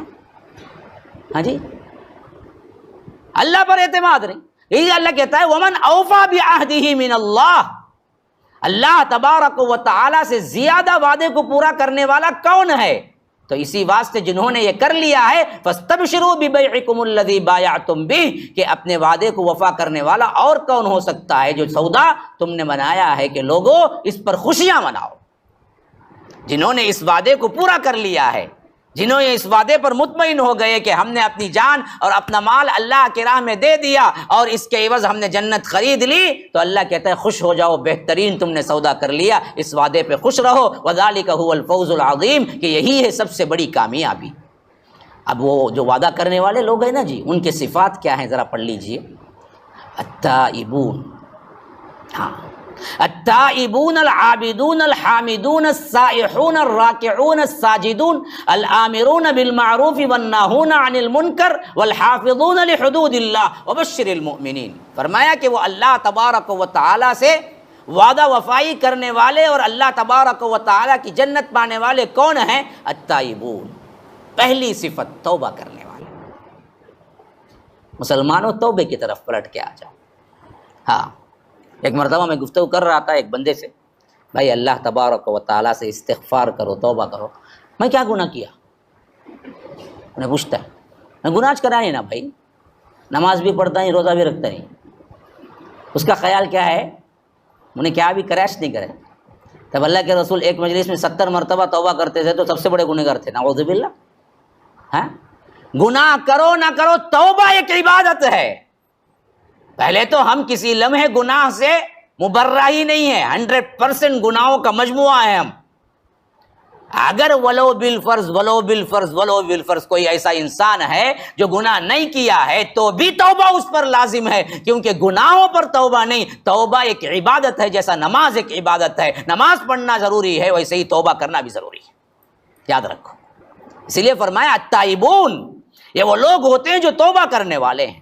العابدون، یہ وہ لوگ ہوتے ہیں جو عبادت کرنے والے ہیں۔ الحامدون، یہ وہ لوگ ہوتے ہیں جو حمد اللہ کی بیان کرنے والے ہوتے ہیں۔ السائحون، یہ وہ لوگ ہوتے ہیں جو روزہ رکھنے والے ہوتے ہیں۔ الراکعون، یہ وہ لوگ ہوتے ہیں جو رکوع کرنے والے ہوتے ہیں۔ الساجدون، یہ وہ لوگ ہوتے ہیں جو سجدہ کرنے والے ہوتے ہیں۔ الآمرون بالمعروف، یہ وہ لوگ ہوتے ہیں جو نیکی کا حکم دینے والے ہوتے ہیں۔ والناہون عن المنکر، یہ وہ لوگ ہوتے ہیں جو برائی کو روکنے والے ہوتے ہیں۔ والحافظون، اور یہ وہ لوگ ہوتے ہیں جو حفاظت کرنے والے ہوتے ہیں، کسے؟ لحدود اللہ، اللہ تبارک و تعالی کے احکامات کو۔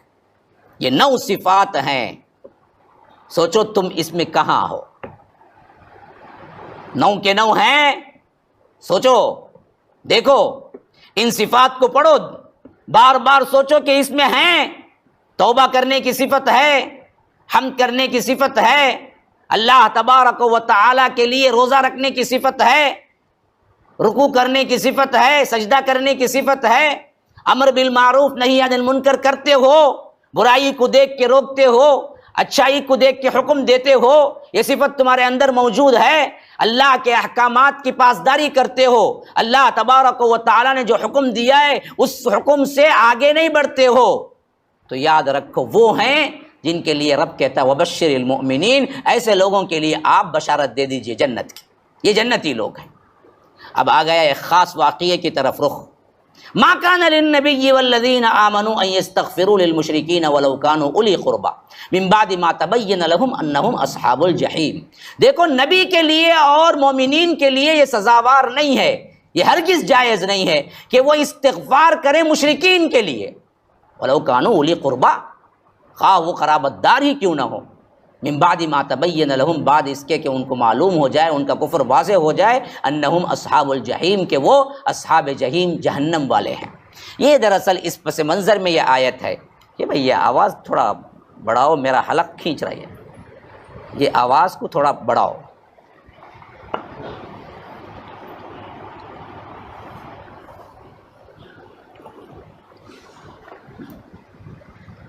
یا نہیں تو وہ دے دو نا بھائی مجھے، مائک کھینچ رہا، پورا زور ڈالنا پڑتا ہے بہت۔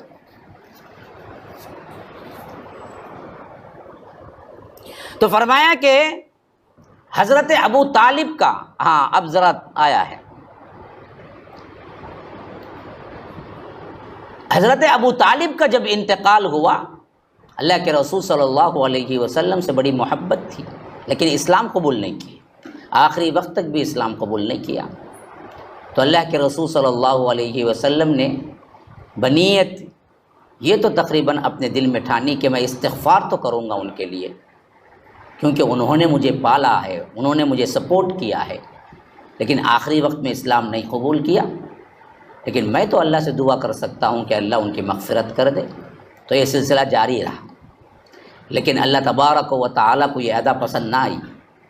اب یہ آیت اتر گئی اور مومنین کے لیے بھی ساتھ میں یہ بات آ گئی، فرمایا کہ ما کان للنبی والذین آمنوا، دیکھو نبی کے لیے بھی یہ جائز نہیں اور ساتھ میں مومنین کے لیے بھی یہ جائز نہیں، ان یستغفروا للمشرکین، کوئی مشرک ہے اس کے لیے استغفار کریں، ہاں ولو کانوا اولی قربا، قرابت دار رشتہ دار ہی کیوں نہ ہو، ابو طالب ہی کیوں نہ ہو، تبھی بھی آپ ان کے لیے استغفار نہیں کر سکتے۔ کیوں؟ جبکہ ان کو معلوم ہو چکا ہے کہ انہم اصحاب الجحیم، کہ وہ جہنمی ہیں، مسئلہ ہی ختم۔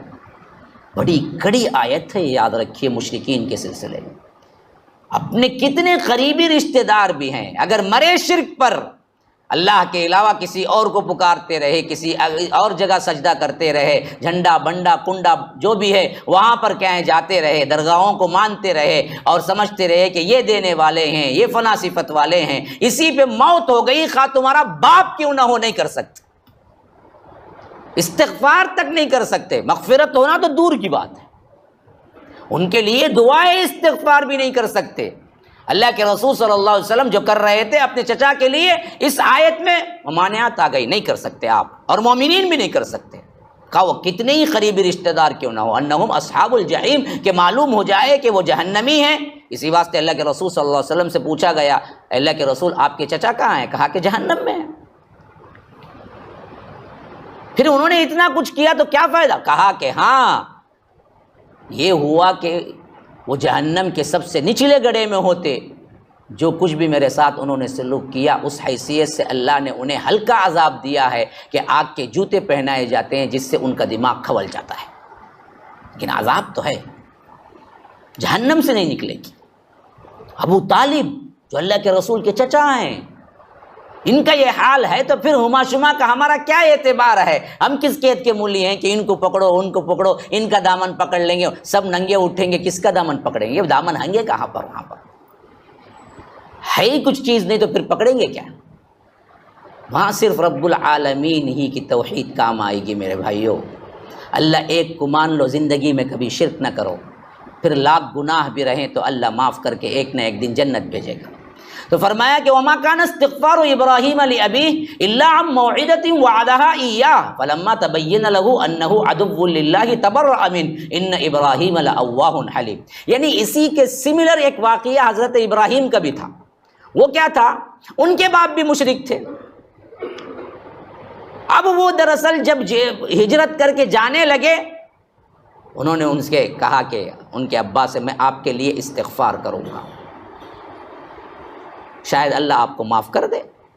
تو بعض لوگوں نے یہ اشکال اٹھایا کہ جب آپ ابو طالب کے لیے نہیں کر سکتے تو پھر ابراہیم نے تو اپنے باپ کے لیے کرنے کا وعدہ کیا تھا نا.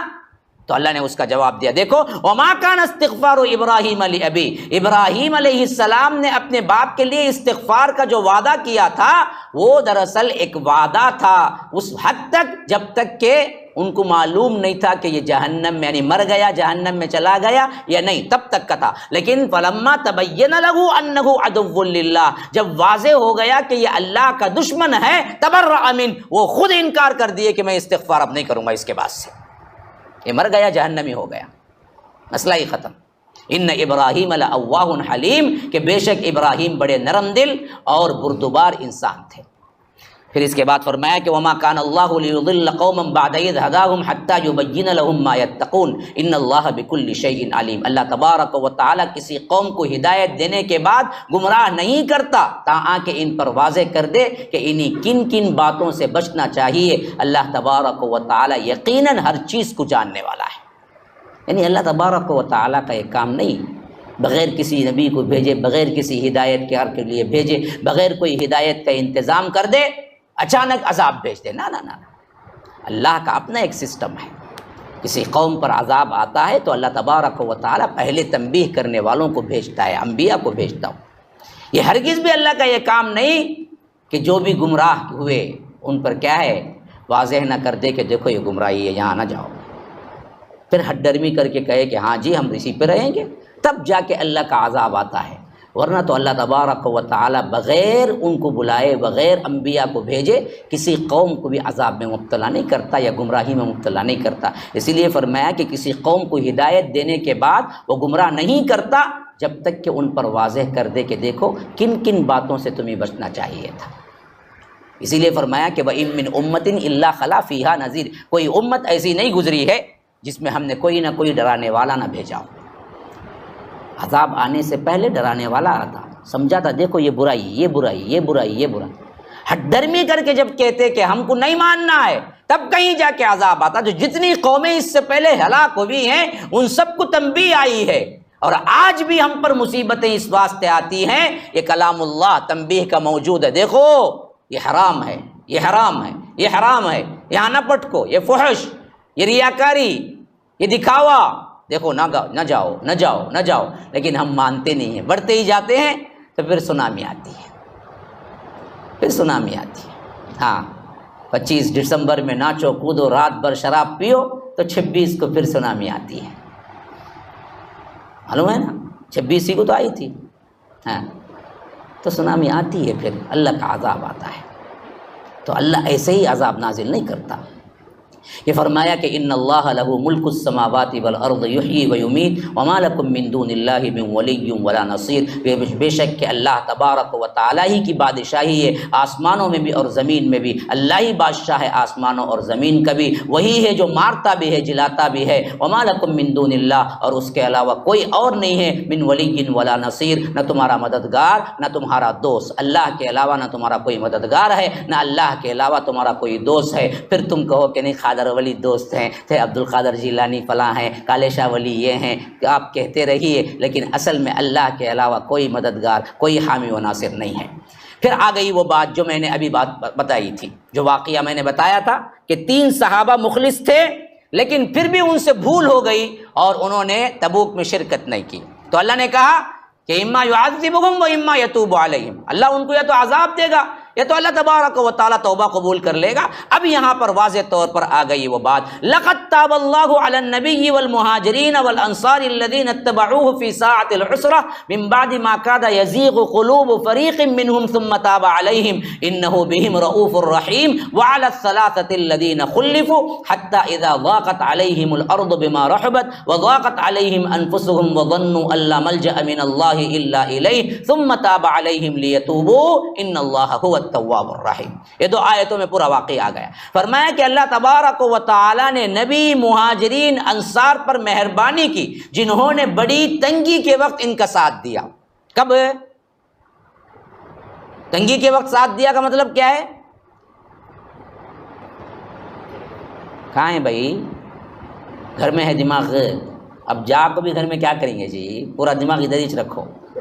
ہاں، اللہ تبارک و تعالی نے ان پر توجہ فرمائی، ان پر مہربانی کی۔ کن پر؟ اللہ تبارک و تعالی نے نبی پر، مہاجرین پر، انصار پر۔ لقد تاب اللہ علی النبی والمہاجرین والانصار۔ ہاں، کب؟ جب انہوں نے بڑی تنگی کے وقت ساتھ دیا۔ کون سی تنگی کے وقت؟ ہاں جی، ہاں، تبوک کا موقع، تنگی سب سے بڑا تنگ تھا نا جی، اوپر سے انگار برس رہی ہے، کھجور کٹنے کا وقت ہے، چھوڑ کے جائیں گے تو فصل برباد ہو جائے گی۔ مقابلہ ہرقل سے ہے، روم کے بادشاہ سے، یہاں مسلمان 30,000 بھی نہیں ہے، مقابلہ 2 لاکھ سے ہے، اور سفر 15 دن کا سفر ہے۔ تبوک بہت دور، آخری کنارہ عرب کا، وہاں جانا ہے۔ ایسے وقت میں بھی جو اصل صحابہ تھے انہوں نے کہا لبیک، اللہ کے رسول آپ جو حکم دیں گے ہم کریں گے۔ تو فرمایا کہ ہم ان کے لحاظ سے ان کی طرف ہم نے مہربانی کی ہے۔ اللہ تبارک و تعالی نے ان پر اپنا رحم و کرم کیا ہے کہ جو لوگ انصار اور مہاجرین ساتھ دیے، اور ان کی پیروی کرنے والے جو صحابہ آئے آگے چل کر، اور فی ساعۃ العسرہ، تنگی کے وقت میں، کیونکہ اس غزوے کا نام ہی جیش العسرہ، تنگی کا لشکر، ہاں، بڑے جلدی میں تیار ہوا۔ پھر فرمایا کہ من بعد ما کاد یزیغ قلوب فریق منہم ثم تاب علیہم۔ اگرچہ اس وقت بعض لوگوں کے دلوں میں کجی کی طرف مائل ہو چلے تھے، پھر اللہ تبارک و تعالی نے انہیں توبے کی توفیق دی۔ یعنی بعضوں کے دل منافقین کی باتوں سے سن کے، یعنی ایک سن کر بھی ایک کیا ہوتا بھائی، معاشرے کا بھی اپنا ایک اثر ہوتا نا، کتنا بھی بولو، اطراف کا ماحول نیک ہے تو آپ نیک بنیں گے، اطراف کا ماحول برا ہے تو آپ برا بنیں گے۔ ہمیشہ یہی کہتے رہے کہ بھائی تو نوجوانی میں پڑھنا، تو انجینئر بننا تھا رہے، تو جا کو کیا معلم بن گا رہے، تو حافظ بن گا نہ رہے، تو ایسا ہوگا کہ ایک دن انسان کو خیال آتا واقعیتاً میں غلط کر دیا، جس طرح سب بڑھ لاتا ہی نا۔ یہ معاشرے کا اپنا ایک کیا ہوتا ہے، ایک اثر ہوتا ہے۔ تو اسی لیے اللہ تبارک و تعالیٰ کہتا ہے کہ جو منافقین کی افواہیں جو تھی، اس سے دراصل بعضوں کے دل من بعد ما کاد یزیغ، ذرا ٹیڑے ہو گئے تھے، لیکن اللہ تبارک و تعالیٰ کی طرف فوراً پلٹ گیا، ارے ارے یہ تو کیا ہے، منافق کی باتیں ہیں، منافق کی سوچ ہے، ثم تاب علیہم، پلٹ کے آ گئے۔ اللہ تبارک و تعالیٰ کہتا ہے کہ انہ بہم رؤوف الرحیم، کہ بے شک اللہ تبارک و تعالیٰ مسلمانوں پر بڑا مہربان اور رحم کرنے والا ہے۔ ان کی توبہ کو اللہ نے قبول کر لی۔ اب صاف طور پر ان 3 لوگوں کے لیے کہہ دیا کہ وعلی الثلاثۃ الذین خلفوا، ان لوگوں کی توبہ بھی اللہ تبارک و تعالیٰ نے قبول کر لی جن کا معاملہ ملتوی کر دیا تھا، ان 3 آدمیوں کا۔ اب یہاں پر 3 مراد وہی ہیں، کعب بن مالک، مرارہ بن ربیع، ہلال بن امیہ رضی اللہ عنہم۔ یہ 3 صحابہ تھے جو غزوہ تبوک میں باوجود جا سکتے تھے، بس سستی کی وجہ سے، کاہلی کی وجہ سے نہ جا سکے، اور سچ سچ آ کے اللہ کے رسول سے بتا دیا کہ اللہ کے رسول ہم منافق نہیں ہیں کہ جھوٹ بولیں، ہم آ سکتے تھے، لیکن مسئلہ یہ تھا کہ آج کل میں معاملہ ٹل گیا، تو اللہ کے رسول نے کہا اس کا فیصلہ رب کرے گا۔ تو 50 دن تک انہیں بائیکاٹ کر دیا گیا مکمل، کوئی ان سے سلام کلام نہ کرے، کوئی ان کے ساتھ نہ بیٹھے، کوئی ان کے ساتھ نہ ملے۔ باوجود زمین وسعت کے ان پر تنگ ہو گئی، لیکن وہ حالات پورے صبر کے ساتھ گزارے، تو اللہ نے پھر قرآن میں ان کی توبہ رکھ دی۔ قرآن میں قیامت تک پڑھنے والے اس کو پڑھیں گے۔ اب جو لوگ قرآن کو حدیث سے کاٹتے ہیں پھر کیسے سمجھ پائیں گے؟ یہاں فرمایا کہ وعلی الثلاثۃ الذین خلفوا، ان 3 آدمیوں کا بھی جن کا معاملہ ملتوی کر دیا گیا، اب سوال یہ ہے کہ کہاں جی ان 3 آدمیوں کا نام قرآن میں ہے؟ خالی قرآن قرآن کا نعرہ لگاؤ تو کہاں ہے قرآن میں ان 3 آدمیوں کا نام؟ اللہ نے تو صرف یہ کہہ دیا کہ وہ 3 آدمی، وہ 3 لوگ، حدیث پڑھیں گے تو معلوم ہوتا ہے وہ 3 لوگ کون ہیں۔ ہاں، کعب بن مالک، مرارہ بن ربیع، ہلال بن امیہ، یہ 3 صحابہ تھے جن کا معاملہ ملتوی ہو گیا تھا۔ تو فرمایا کہ حتی اذا ضاقت علیہم الارض بما رحبت وضاقت علیہم انفسہم وظنوا ان لا ملجا من اللہ الا الیہ، حتیٰ کہ زمین اپنی فراغی کے وسعت کے باوجود ان پر تنگ ہو گئی تھی اور اپنی جانیں ان پر اتنی تنگ ہو گئی کہ انہیں یہ یقین تھا کہ اللہ کے سوا ان کو کوئی پناہ دینے والا نہیں ہے۔ معلوم ہو گیا کہ پورا مسلم معاشرہ ہے لیکن کسی سے سلام کریں تو کوئی جواب دینے والا نہیں ہے، کسی سے ملیں تو کوئی، حتیٰ کہ کعب بن مالک کہتے ہیں کہ میں تو جوان تھا، اتنا پریشان تھا اس ماحول سے، مسجد نبوی میں آتا تھا، نماز پڑھتا تھا تو محسوس ہوتا تھا کہ اللہ کے رسول مجھے دیکھ رہے ہیں، لیکن جیسے ہی میں سلام پھیرتا تھا اللہ کے رسول صلی اللہ علیہ وسلم چہرہ موڑ لیتے تھے، بڑی تکلیف ہوتی تھی۔ کسی صحابی کو سلام کرتا تھا، کوئی جواب نہیں۔ ابو قتادہ میرے سب سے بہترین ساتھی اور پڑوسی تھے، ایک مرتبہ حالت اتنی بے چین ہو گئی کہ میں چڑھا اوپر چھت پہ اور وہ اپنے چھت پہ بیٹھے ہوئے کام کر رہے تھے۔ میں نے کہا کہ السلام علیک یا ابا قتادہ، کوئی جواب نہیں۔ کہا کہ السلام علیک یا ابا قتادہ، کوئی جواب نہیں۔ پھر تیسری مرتبہ کہا کہ السلام علیک یا ابا قتادہ، کوئی جواب نہیں۔ میں رو پڑا، کہا کہ ابو قتادہ تم جانتے نہیں ہو میں بدر کا ساتھی ہوں تمہارا، میں مخلص مسلمان ہوں، میرے سلام کو جواب نہیں دیتے ہو۔ انہوں نے کہا کہ مجھے معلوم نہیں، اللہ کے رسول کا حکم ہے، بس میں کر رہا ہوں، مجھے کچھ نہیں معلوم۔ اللہ کے رسول بہتر جانتے، اللہ کے رسول نے کہا کہ ان سے سلام کلام نہیں ہو، سلام کلام نہیں کرتے۔ یہ ڈسپلن تھی اللہ کے رسول نے جو سکھائی تھی۔ ہاں، کیوں؟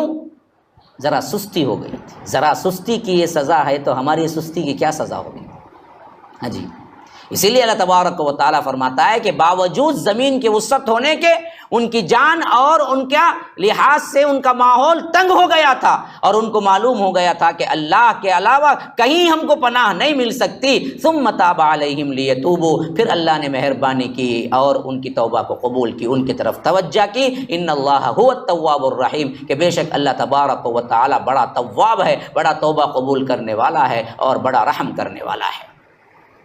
اب فرمایا کہ یہ سب جھوٹے سچے جو بھی معاملات تھے تبوک کے موقع پر ذکر کر دیا گیا، لیکن اب ہمیں سب کو حکم دیا جا رہا ہے، یا ایھا الذین آمنوا اتقوا اللہ، اے لوگوں جو ایمان لائے ہو اللہ سے ڈرو، وکونوا مع الصادقین، دیکھو سچوں کے ساتھ رہنا، جھوٹوں کے ساتھ رہو گے یہ تمہاری بربادی ہے۔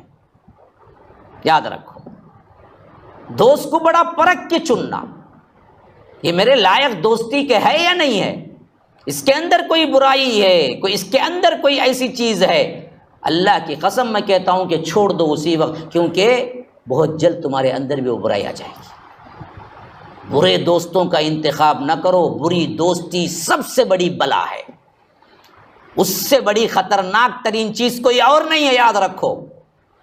ابو طالب کو اسلام لانے سے روکنے والی چیز بھی بری دوستی تھی، وہ تو کہنے ہی کے لیے تیار ہو گئے تھے، لیکن جب دیکھا کہ عتبہ اور اسی طرح ابو جہل، ابو لہب، یہ سب دوست احباب بیٹھے ہوئے ہیں اور کہہ رہے ہیں کہ آپ چھوڑ دیں گے آخری وقت میں عبد المطلب کے دین کو، تو انہوں نے کہا کہ نہیں نہیں نہیں، میں عبد المطلب کے دین پہ مرتا ہوں، مر گئے، ورنہ تو وہ کہہ دیتے دوست کیا کہیں گے اس کے واسطے۔ آج بھی ہمارے نوجوان دیکھو دوست کیا کہیں گے، اس کے واسطے کتنے بدل جاتے۔ ہاں، ماں کہہ رہی ہے کہ بیٹا ذرا چائے لے کے جاؤ، نہیں دوست کھڑا ہے، ماں کی نافرمانی دوست کی بات حرام ہے، حرام ہے، حرام۔ یاد رکھو، ماں باپ کا حکم وہ حکم جو اسلام کے موافقت میں ہو، مخالفت نہ ہو، اس کو آپ ٹال نہیں سکتے، وہ حکم آپ کو کرنا ہے۔ ہاں، جہاں اسلام کی بات آئے گی اور جہاں وہ خلاف بولیں گے تو وہاں پر آپ کے لیے اطاعت نہیں ہے، لیکن اگر وہ اسلام مخالف نہیں ہے، ماں کہتی ہے کہ بیٹا ذرا یہ سودا لے کے آنا، اب تم کہتے ہو کہ میرا دوست کھڑا ہوا ہے، حرام ہے، چھوڑو پھینکو دوست کو، مانو اس کو۔ یہ اچھا تھا چند دن ملا یہ بھی سگریٹ پینے لگا، یہ اچھا تھا چند دن ملا یہ بھی ڈرگس بن گیا۔ ہمارے نوجوانوں کو برباد کرنے والے یہی برے ساتھی ہیں، اسی لیے فرمایا کہ جھوٹوں کا ساتھ نہ دینا نہ ساتھ بیٹھنا، کیونکہ تم بھی جھوٹے ہو جاؤ گے۔ سچوں کے ساتھ رہنا، سچ بولنے والوں کو جھوٹ کے نکالنا۔ اگر کوئی ایک دوست بھی سچا نہ ملا تو میں آپ کو مشورہ دیتا ہوں تنہا رہ جاؤ، دوست نہ بناؤ۔ تنہائی سے دوست اچھی ہے، تنہائی سے دوستی اچھی ہے، لیکن کون سی دوستی؟ جو صالح دوستی ہے، جو اچھی دوستی ہے، جو نیک لوگوں کی دوستی ہے، جو سچے لوگوں کی دوستی ہے۔ اگر یہ نہ ملی تو اس سے بہتر یہ ہے کہ آپ دراصل تنہائی میں رہیں، کوئی دوست نہ ہو آپ کا، کوئی مسئلہ نہیں، لیکن اس برے دوست سے تو کم از کم آپ بچ جائیں گے جس کی وجہ سے آپ کی زندگی خراب ہو جائے۔ تو فرمایا کہ یا ایھا الذین آمنوا اتقوا اللہ، اے لوگوں جو ایمان لائے ہو ڈرو اللہ سے، وکونوا مع الصادقین، اور ہو جاؤ سچے لوگوں کے ساتھ۔ ما کان لأہل المدینۃ ومن حولهم من الاعراب ان يتخلفوا عن رسول اللہ ولا يرغبوا بانفسهم عن نفسه ذلك بانهم لا يصيبهم ظمأ ولا نصب ولا مخمصة في سبيل الله ولا يطؤون موطئا يغيظ الكفار ولا ينالون من عدو نيلا الا كتب لهم به عمل صالح ان الله لا يضيع اجر المحسنين۔ فرمایا کہ اہل مدینہ کے لیے اور ان دیہاتیوں کے لیے بھی جو ان کے گرد و نواح میں رہتے ہیں بستے ہیں، یہ مناسب نہیں کہ وہ جہاد میں اللہ کے رسول صلی اللہ علیہ وسلم سے پیچھے رہ جائیں، اپنی جانوں کو اور آپ کی جانوں سے عزیز تر سمجھیں۔ جب بھی حکم آ جائے جہاد کا، یہ نہ سمجھے کہ ہم تو کیا ہیں جی بہت بڑے ہیں، ہماری جان بہت عزیز ہے، ہم تو گھر کے بڑے ہیں، اگر ہم چلے جائیں گے تو ہمارے پھر کون دیکھنے والے ہوں گے، بیوی بچوں کو کون دیکھے گا؟ نا، اللہ کا حکم آ جائے تو نکل جائیں۔ اہل مدینہ بھی، اہل مدینہ کے اطراف بھی، جو بھی لوگ بستے ہوں، جب بھی دراصل بلاوا آ جائے تو اللہ کہتا ہے یہ مناسب نہیں ہے کہ وہ جہاد سے انکار کرے، اللہ کے رسول صلی اللہ علیہ وسلم کے ساتھ جانے سے رہ جائیں اور اپنی جانوں کو سمجھیں کہ ہماری جانیں اللہ کے رسول اور صحابہ سے زیادہ ہم کو عزیز ہیں یا ہمارے لحاظ سے بہتر ہے نا۔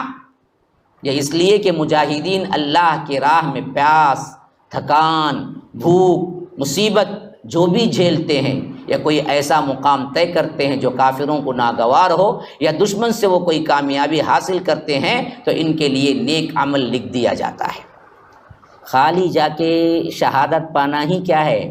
نیکی نہیں ہے۔ جہاد فی سبیل اللہ میں نکلنے کے بعد ایک ایک سانس تمہاری نیکی ہے، ایک ایک آفت، ایک کانٹا چبھ گیا تو بھی ایک نیکی ہے، ایک آفت اٹھائی تو بھی نیکی ہے، وہ پورا عمل تمہارے لیے نیکی ہی نیکی ہے۔ خواہ اس نیک عمل میں، اس نیک سفر میں کوئی بندہ قتال نہ کرے، کسی تیر سے نہ شہید ہو بلکہ نارمل وفات ہو جائے تو بھی شہید ہے۔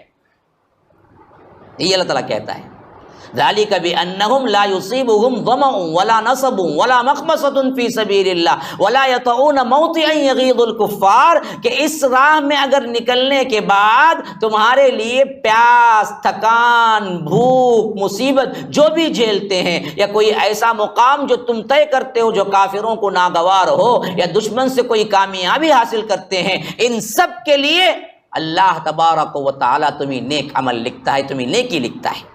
وَلَا يَنَالُونَ مِنْ عَدُوٍّ نَيْلًا إِلَّا كُتِبَ لَهُمْ بِهِ عَمَلٌ صَالِحٌ، ہر ایک اسٹیپ پر تمہارے لیے عمل صالح لکھا جاتا ہے۔ إِنَّ اللَّهَ لَا يُضِيعُ أَجْرَ الْمُحْسِنِينَ، کہ بے شک اللہ تبارک و تعالی محسنین کے اجر کو ضائع نہیں کرتا۔ وَلَا يَنْفِقُونَ نَفْقَةً فِي صَغِيرٍ وَلَا يَنْفِقُونَ نَفْقَةً صَغِيرَةً وَلَا كَبِيرَةً وَلَا يَقْطَعُونَ وَادِيًا إِلَّا كُتِبَ لَهُمْ لِيَجْزِيَهُمُ اللَّهُ أَحْسَنَ مَا كَانُوا يَعْمَلُونَ، کہ فرمایا جو مجاہدین جو بھی تھوڑا زیادہ خرچ کرتے ہیں یا وعدی طے کرتے ہیں، یہ چیزیں ان کے حق میں لکھ دی جاتی ہیں تاکہ اللہ انہیں ان کے اعمال کا صلہ برابر عطا کرے۔ ان کے حق میں ہر چیز اللہ تبارک و تعالیٰ نوٹ کرتا ہے اور انہیں اللہ تبارک و تعالیٰ اس کا اجر دیتا ہے۔ جہاد فی سبیل اللہ کو کبھی کمزور نہ سمجھنا، اور آج ہمیں اس کی شکل نہیں ہے تو دوسری شکل اشاعت اسلام کی ہے، یاد رکھو، کیونکہ مراحل کے بعد طے ہوتے ہیں جہاد۔ آج کوئی نعرہ نہیں لگا سکتا کہ میں بھی جہاد کرتا ہوں، اس کے لیے مراحل ہیں، ترتیب ہیں، اسٹیپس ہیں۔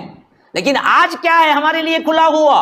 اشاعت اسلام ہے، اس اشاعت اسلام میں بھی، اللہ کی طرف بلانے میں بھی، دعوت دینے میں بھی تمہیں جو مشکلات پیش آئیں گے، تم مصیبتیں سہو گے، تمہارے لیے جو دشمنان اسلام کارروائیاں کریں گے، ان سب کے لیے بھی اللہ تبارک و تعالیٰ کہتا ہے کہ ہم تمہارے لیے نیکی لکھیں گے، ہر چیز ہمارے پاس نوٹڈ ہے۔ اللہ تبارک و تعالیٰ اس کا بہترین صلہ انہیں دے گا، کیونکہ وہ لوگ جو عمل کر رہے تھے اللہ کی نظر میں ہے۔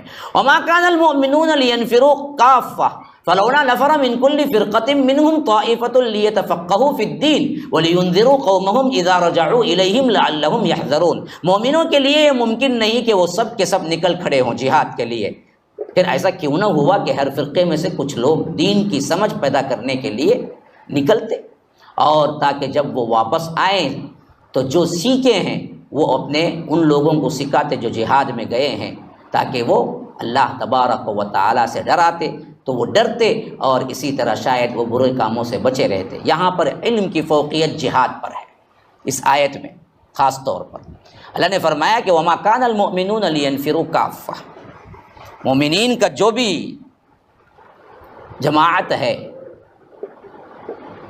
وہ سب کے سب کیوں نکل کھڑے ہوئے جہاد کے لیے، وہ سب کے سب کیوں چلے گئے؟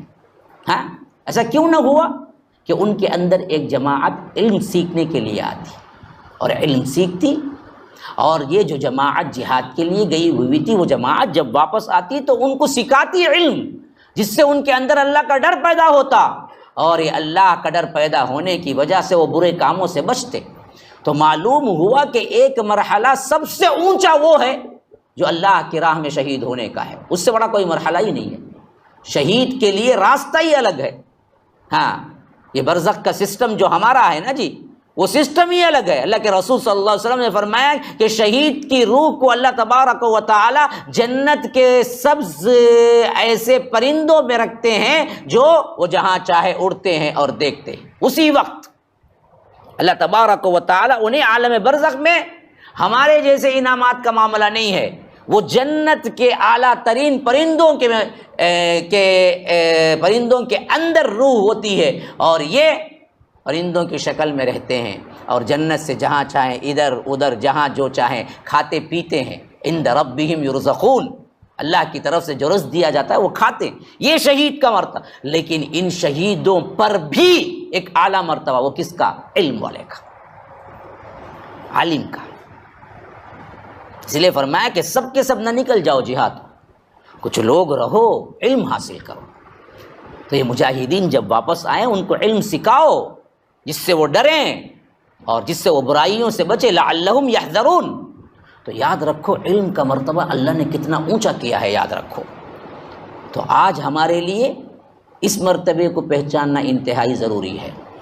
خالی ادھر ادھر یہ جماعت وہ جماعت، یہ ارباٹم وہ ارباٹم، یہ نکلے وہ نکلے، یہاں آوازاں وہ آوازاں، ارے علم حاصل کرو جی، یہ سب سے پہلا زینہ ہے علم۔ نہ قرآن کا کوئی علم، نہ حدیث کا کوئی علم، نہ اخلاق، نہ عادات، نہ اطوار۔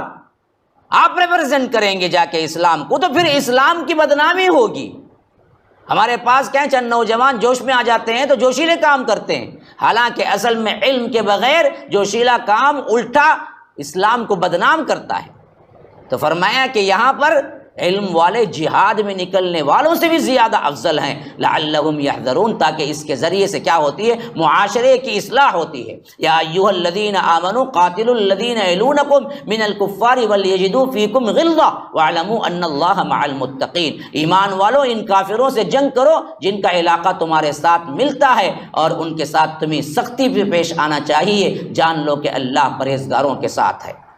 یعنی جہاں پر جہاد کا معاملہ آئے گا، خاص طور پر بارڈر والے جو لوگ اگر ہیں اور وہ بارڈر والے منافقت اختیار کریں اور بارڈر والے دراصل چھرا گھوپے، تو یاد رکھو یہ مسلمانوں کے لیے بہت بڑا مسئلہ ہوگا۔ تو اسی لیے فرمایا کہ آپ قتال کریں، خاص کر ان لوگوں سے جہاں سے تمہارے بارڈرز ملتے ہیں، وہاں چوکنا رہیں، کیونکہ یہاں اگر دشمن کمزور دیکھے گا تو دراصل پورے سٹی کے اندر وہ داخل ہو سکتا ہے۔ اور اس معاملے میں غلظہ دیکھو، شریعت جہاں تمہیں سکھاتی ہے کسی چیز کے اندر، اس وقت تمہارے لیے رحم نہیں آنا چاہیے۔ یہ اسلام ہم کو دیتا ہے تعلیم۔ ہاں، چور کا ہاتھ کاٹو، کاٹو، کاٹتے تو آج اتنی چوری نہیں ہوتی۔ ارے کیا بھائی تمہیں چور کا ہٹ جاؤ کاٹتے ہو، چھوڑ ڈالو، پھر تمہاری پرس چوری کرتا ہوں۔ ہاں وہاں رحم دلی نہیں، رحم دلی کہاں ہے وہاں کرو، جہاں رحم دلی ہے وہاں پوری رحم دلی کرو، جہاں برائی کو روکنے میں ہے وہاں سختی کرو، سختی کرنا ضروری ہے، تبھی بات بنے گی، تبھی لوگ بنیں گے۔ ہم وہاں نہیں کرتے، کہاں نہیں کرنا، 10 روپے کو روتا، 10 روپے کو مار لیتا، 10 روپے کو جھگڑا کرتا، 1-2 لاکھ روپے پھنس گئے تو سب کرتا، رشتہ توڑ لیتا، تعلق توڑ لیتا، لیکن دراصل دینداری میں وہ کوڑا ہے، دین کی مخالفت کرتا ہے، تو تب آپ کو غصہ کبھی نہیں آتا اس پر۔ ہاں بیٹا نقصان کر دیا، شو روم دیکھ کو جاؤ، بولے انہیں کیا کرا، اٹھا وہ شو روم کا غلہ پورا ڈال لے چلے گا، بابا چھوڑیں گا اسے؟ ہیں کیا نہیں ماری گا؟ دنیا کا نقصان ہو، لیکن وہی بابا کے سامنے بیٹھ کے نماز کو کبھی نہیں جاتا، اسے کبھی احساس ہی نہیں ہوتا کہ میرا بیٹا بگڑتا جا رہا ہے۔ وہاں سختی نہیں کرتا کہ جاؤ نکل کے، نہیں تو ماروں گا میں۔ مروا اولادکم بالصلاۃ اذا بلغوا 7 واضربوہم علیہا ل10، 7 سال کی عمر سے بھیجو، 10 سال میں مارو۔ اللہ اللہ، چھوٹا بچہ 10 سال کیسا جی ماروں گا؟ نہیں نہیں، یہاں شریعت مارو بولتی ہے۔ تم آج تم مار کے سکھاؤ گے تو کل وہ نمازی بنے گا، آج تم لاڑ پیار کر بگاڑو گے تو کل تمہارے نماز جنازہ کو بھی پڑھنے نہیں آئے گا۔ میں نے کئیوں کو دیکھا ہے، ہاں اندر باپ کا جنازہ، انہیں باہر دستی بننے کو کھڑا ہے، کیا جی بابا کی نماز جنازہ؟ نہیں مجھے یہ پیشاب کی پاکی نہیں۔ کون سے دن بابا ہمارے ایسے دن ہی پیشاب پاکی نہیں کہتے اسے، کیا بے حیا رہیں گا؟ ہاں پڑھنے نہیں آتا، باپ کی نماز جنازہ پڑھنے نہیں آتا۔ آپ ایسی اولاد کو آپ پال کے کرتے کیا؟ تو جہاں سختی کرنا ہے وہاں سختی کرو، اسی واسطے فرمایا کہ بل یجدوا فیکم غلظہ، دیکھو جانو کہ تمہیں جہاں سختی کرنا ہے ان کے معاملات میں سختی کرو۔ وَاعْلَمُوا أَنَّ اللَّهَ مَعَ الْمُتَّقِينَ، جان لو کہ اللہ تبارک و تعالی اصل میں متقین کے ساتھ ہے، ڈرنے والوں کے ساتھ ہے۔ وَإِذَا مَا أُنزِلَتْ سُورَةٌ فَمِنْهُم مَّن يَقُولُ أَيُّكُمْ زَادَتْهُ هَٰذِهِ إِيمَانًا فَأَمَّا الَّذِينَ آمَنُوا فَزَادَتْهُمْ إِيمَانًا وَهُمْ يَسْتَبْشِرُونَ، یہ ان کا ایک اپنا حال ہوتا ہے۔ جب کوئی نازل ہوتی ہے کوئی صورت تو منافقین میں سے کچھ لوگ مسلمانوں سے پوچھتے ہیں، کہتے ہیں اس صورت میں تم نے کیا ایمان اضافہ کیا ہے؟ یہ درد ٹھٹا ہوتا ہے، مذاق ہوتا ہے۔ اللہ تبارک و تعالیٰ کہتا ہے نا جی کہ انما المؤمنون الذین آمنوا باللہ، انما المؤمنون الذین اذا ذکر اللہ وجلت قلوبہم، اللہ کی آیتیں پڑھی جاتی ہیں تو ایمان تازہ ہو جاتا ہے، بڑھ جاتا ہے۔ تو یہ منافقین جب بھی کوئی صورت نازل ہوتی یہ مسلمانوں سے ٹھٹا کرتے ہوئے پوچھتے ایکم زادتہ ہذہ ایمانا، اس صورت نے تم میں سے کس کے ایمان میں اضافہ کیا ہے؟ اللہ تبارک و تعالیٰ اس کے جواب میں کہتا ہے جو لوگ ایمان لائے ہیں اس صورت نے فی الواقع ان کے ایمان میں اضافہ ہی کیا ہے، اور وہی اس صورت کے نازل ہونے پر خوش بھی ہوتے۔ تم ٹھٹا کتنا بھی مذاق اڑاؤ، جس کے دل میں ایمان ہے نا جی وہ جب بھی قرآن پڑھے گا اپنے دل میں ایک تازگی محسوس کرے گا۔ ہاں جس کا دل غلاظت کا پلندہ ہے اسے گانے سننے میں مزہ آئے گا، وہ پوچھے گا کہ کیا بھائی کیا قرآن سننے تو کیا جی ہوتا تم نا، بڈھی روح ہے جی تمہاری، خالی کب دیکھو قرآن قرآن قرآن بولنے کو، ذرا لیٹسٹ گانا دیکھو جی، یہ سنو دیکھو کیا ہے، دیکھو پاپ میوزک کے ساتھ بولیں گا۔ اگر کوئی ایمان والا کہے گا کہ نہ قرآن سے ہم کو اضافہ ہوتا ہے تو ایسے ہی ٹھٹا کرنے والے اس زمانے میں بھی تھے منافقین، پوچھتے تھے کہ اس صورت سے کیا اضافہ ہوا تمہارے ایمان میں؟ اللہ کہتا ہے کہ ہاں اضافہ ہوا ہے۔ ایمان والوں سے سچ پوچھو جا کے کہ قرآن پڑھنے سے ایمان کا اضافہ ہوا ہے یا نہیں ہوا ہے، تو ضرور بھی ضرور ہوا ہے۔ یاد رکھو یہ ایمان کی محفل، یہ ایمانی لوگ جو بیٹھے ہوئے ہیں، خواہ آپ دیکھ لیں کہ کیسے بھی ہیں، لیکن اس قرآن کی وجہ سے جمع ہو کے آپ سن رہے ہیں نہیں سن رہے ہیں، اور دل کی کیفیتوں میں کچھ تبدیلی ہوئی ہے نہیں ہوئی ہے۔ جو گھر میں ہوتے، جو کیفیتیں گھر کے اندر تھی، کیا وہ کیفیت ہے یا اس کے علاوہ کی کوئی اور کیفیت بھی یہاں طاری ہوئی ہے؟ ہاں یہ حق ہے نا، تو یہی اللہ کہتا ہے کہ فَأَمَّا الَّذِينَ آمَنُوا فَزَادَتْهُمْ إِيمَانًا وَهُمْ يَسْتَبْشِرُونَ، رہے وہ لوگ جو ایمان لائے ہیں حقیقتاً ان کے ایمان کا معاملہ یہ ہے کہ قرآن کی آیتیں سن کر اور صورتوں کا نازل ہونے پر وہ ان کا ایمان بڑھتا بھی ہے اور خوش بھی ہوتے ہیں۔ وَأَمَّا الَّذِينَ فِي قُلُوبِهِم مَّرَضٌ فَزَادَتْهُمْ رِجْسًا إِلَىٰ رِجْسِهِمْ وَمَاتُوا وَهُمْ كَافِرُونَ، رہے وہ لوگ جو اصل میں نفاق کی بیماری میں ہیں۔ یاد رکھو قرآن میں بیماری کا لفظ مرض زیادہ تر نفاق کے لیے ہی استعمال ہوا ہے۔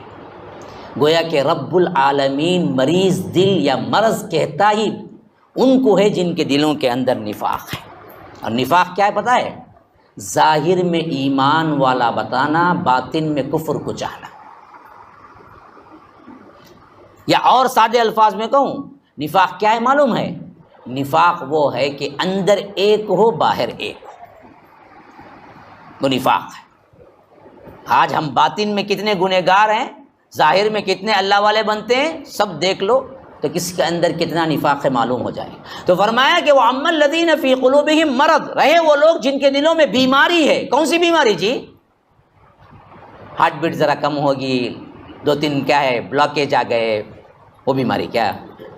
میں بخار میں پڑ گئے، وہ بیماری کیا؟ کون سی بیماری؟ ہاں، نفاق۔ نفاق کو اللہ نے بیماری کہا۔ فی قلوبہم مرض فزادتہم رجسہم، ایسے بیمار دلوں میں کیا ہوتی ہے؟ ایمان بڑھنے کے بجائے ناپاکی بڑھتی ہے۔ رجسن الی رجسہم، اسی میں ان کا اضافہ ہوتا ہے، اسی ناپاکی میں کیا ہوتے ہیں؟ وماتوا وہم کافرون، وہ کافر ہوتے ہیں کہ مرتے وقت بھی، یعنی کافر ہی موت مرتے ہیں، مرتے وقت وہ کافر ہوتے ہیں۔ تو نفاق آگے بڑھتے بڑھتے بڑھتے ایک مرحلہ ایسے بھی ہوتا ہے جو بالکل ایمان سے خالی ہو جاتا ہے، اور ایسے وقت موت آ گئی تو وہ موت کفر پہ ہوتی ہے۔ گرم پانی لو۔ اولا يرون انهم يفتنون في كل عام مرة او مرتين ثم لا يتوبون ولا هم يذكرون، فرمایا کہ کیا وہ نہیں دیکھتے کہ انہیں ہر سال ایک بار یا 2 بار کوئی نہ کوئی مصیبت ایسی آ جاتی ہے، پھر بھی یہ لوگ نہ توبہ کرتے ہیں نہ نصیحت قبول کرتے ہیں۔ یا رب، یہ تو خود ہمارے لیے یوں اتری ہے آج کے زمانے کے اعتبار سے۔ اولا يرون انهم يفتنون في كل عام مرة او مرتين، ان کی گناہ گاری سے، اللہ کی نافرمانی سے، اللہ تبارک و تعالیٰ کی اطاعت سے نکل جانے سے، اسلام سے بیزار ہونے سے اللہ نے کیا کیا؟ نہیں دیکھتے کہ ہر سال 1 مرتبہ یا 2 مرتبہ اللہ ان پر مصیبت ڈالتا ہے۔ کیوں ڈالتا ہے؟ ثم لا يتوبون، کم از کم یہ آ کے توبہ کر لیں، ولا هم يذکرون، یاد دہانی حاصل کر لیں، لیکن یہ بدبخت پلٹتے ہی نہیں، سوچتے ہی نہیں۔ دیکھو ہمارا حال کیا ہے، ہر سال کچھ نہ کچھ نیا رول، یا سال میں 2 مرتبہ ہم پہ سختی ہو نہیں رہا ہے، لیکن ہم کیا کر رہے ہیں؟ کبھی توبہ کر کے پلٹتے نہیں، کبھی اللہ کے پاس گر گڑاتے نہیں۔ مسلمانوں کو یہ ذلت کیوں آ رہی ہے؟ ہاں جی، بالکل پاس کے اپنے، یوں سمجھو کہ ساؤتھ ذرا سکون میں تھا، لیکن یہ ساؤتھ کے بالکل پاس میں کرناٹکا میں کیا ہو رہا ہے؟ بچیوں کے اوپر ہاں حجاب کی پابندی، حلال پر پابندی، ہاں اسکولوں میں تعلیم کے اوپر سب سے بڑا اثر۔ یہ بار بار جو مصیبتیں ہو رہی ہیں کیوں ہو رہی ہیں؟ کبھی ہم نے سوچا؟ کبھی آپ نے دیکھا؟ کبھی اللہ کی طرف پلٹے، توبہ کی، اللہ تبارک و تعالیٰ سے کیا ہے التجا کی کہ اللہ اب میں اسلام پر چلوں گا، ہمارے اوپر مصیبتیں نہ ڈال؟ کبھی ہوا؟ آپ دیکھیں خاص طور پر 2000 سے لے کر 2022 تک اگر آپ خصوصیت کے ساتھ گنیں گے اپنے اپنے احوال میں، ہمیشہ سال میں 2 مرتبہ دھاچک ہوئی، 2 مرتبہ اصل میں اللہ تبارک و تعالیٰ نے ہمیں کیا ہے تنبیہ کی، لیکن ہم نہیں مانے۔ یہی حالت وہاں منافقین کی اللہ کہتا ہے اولا يرون انہم یفتنون فی کل عام مرۃ او مرتین، کیا یہ لوگ نہیں دیکھتے کہ ہر سال میں ہم ان کے لیے فتنہ، ہم ان کے لیے آزمائش لاتے ہیں 1 مرتبہ یا 2 مرتبہ، ثم لا يتوبون، لیکن یہ پھر بھی توبے کی طرف نہیں پلٹتے، ولا هم يذکرون، نہ نصیحت ہی حاصل کرتے ہیں۔ آج کے 5 سال پہلے کا تو دیکھ لیجئے خاص طور پر، ہاں مسائل NRP MPR کیا کہ PCR، وہ مسئلہ یہ مسئلہ ختم نہیں ہوا، کرونا ختم نہیں ہوا، پھر کیا کہ کیا ہے ایران کیا آیا وہ ایان مائکرووان، کیا مصیبتوں پر ہی مصیبتیں، تکالیف ہی تکالیف۔ ایک جگہ ویسی تھی جہاں پر انسان سوچے سیدھے پہنچ جائے، اللہ میں نے گناہ کیا ہے تو معاف کر دے، وہاں بھی پابندی ڈال دی گئی کہ نہیں جانا۔ کعبۃ اللہ بھی کیا ہے پابندی ہو گئی تھی، اب ذرا کھل رہا ہے۔ گویا کہ اللہ تبارک و تعالی نے پسند ہی نہیں کیا کہ یہ گنہگار میرے کعبے تک پہنچ پائیں۔ یہ تکلیف نہیں ہے، یہ مصیبت نہیں ہے، یہ عذاب نہیں ہے، عذاب ہے، لیکن ہم نے کبھی سوچا اس کو؟ کبھی نہیں سوچا۔ کبھی توبہ کی؟ کبھی نہیں توبہ کی۔ وَإِذَا مَا أُنزِلَتْ سُورَةٌ نَظَرَ بَعْضُهُمْ إِلَىٰ بَعْضٍ هَلْ يَرَاكُم مِّنْ أَحَدٍ ثُمَّ انصَرَفُوا صَرَفَ اللَّهُ قُلُوبَهُم بِأَنَّهُمْ قَوْمٌ لَّا يَفْقَهُونَ۔ جب بھی کوئی صورت نازل ہوتی ہے تو یہ منافق آنکھوں ہی آنکھوں میں ایک دوسرے کی طرف اشارہ کر کے پوچھتے ہیں کیا تمہیں کوئی مسلمان تو نہیں دیکھ رہا ہے؟ پھر وہاں سے واپس چلے جاتے ہیں۔ اللہ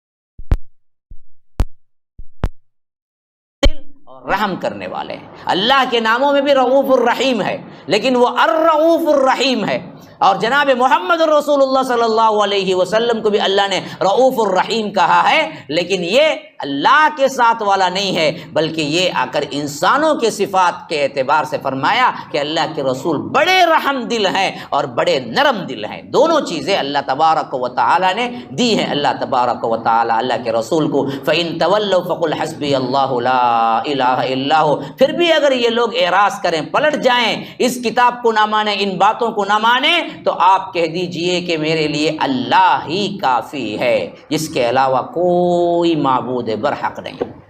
یہ ہے اصل چیز. بولنا میری ذمہ داری ہے، میں نے کہہ دیا.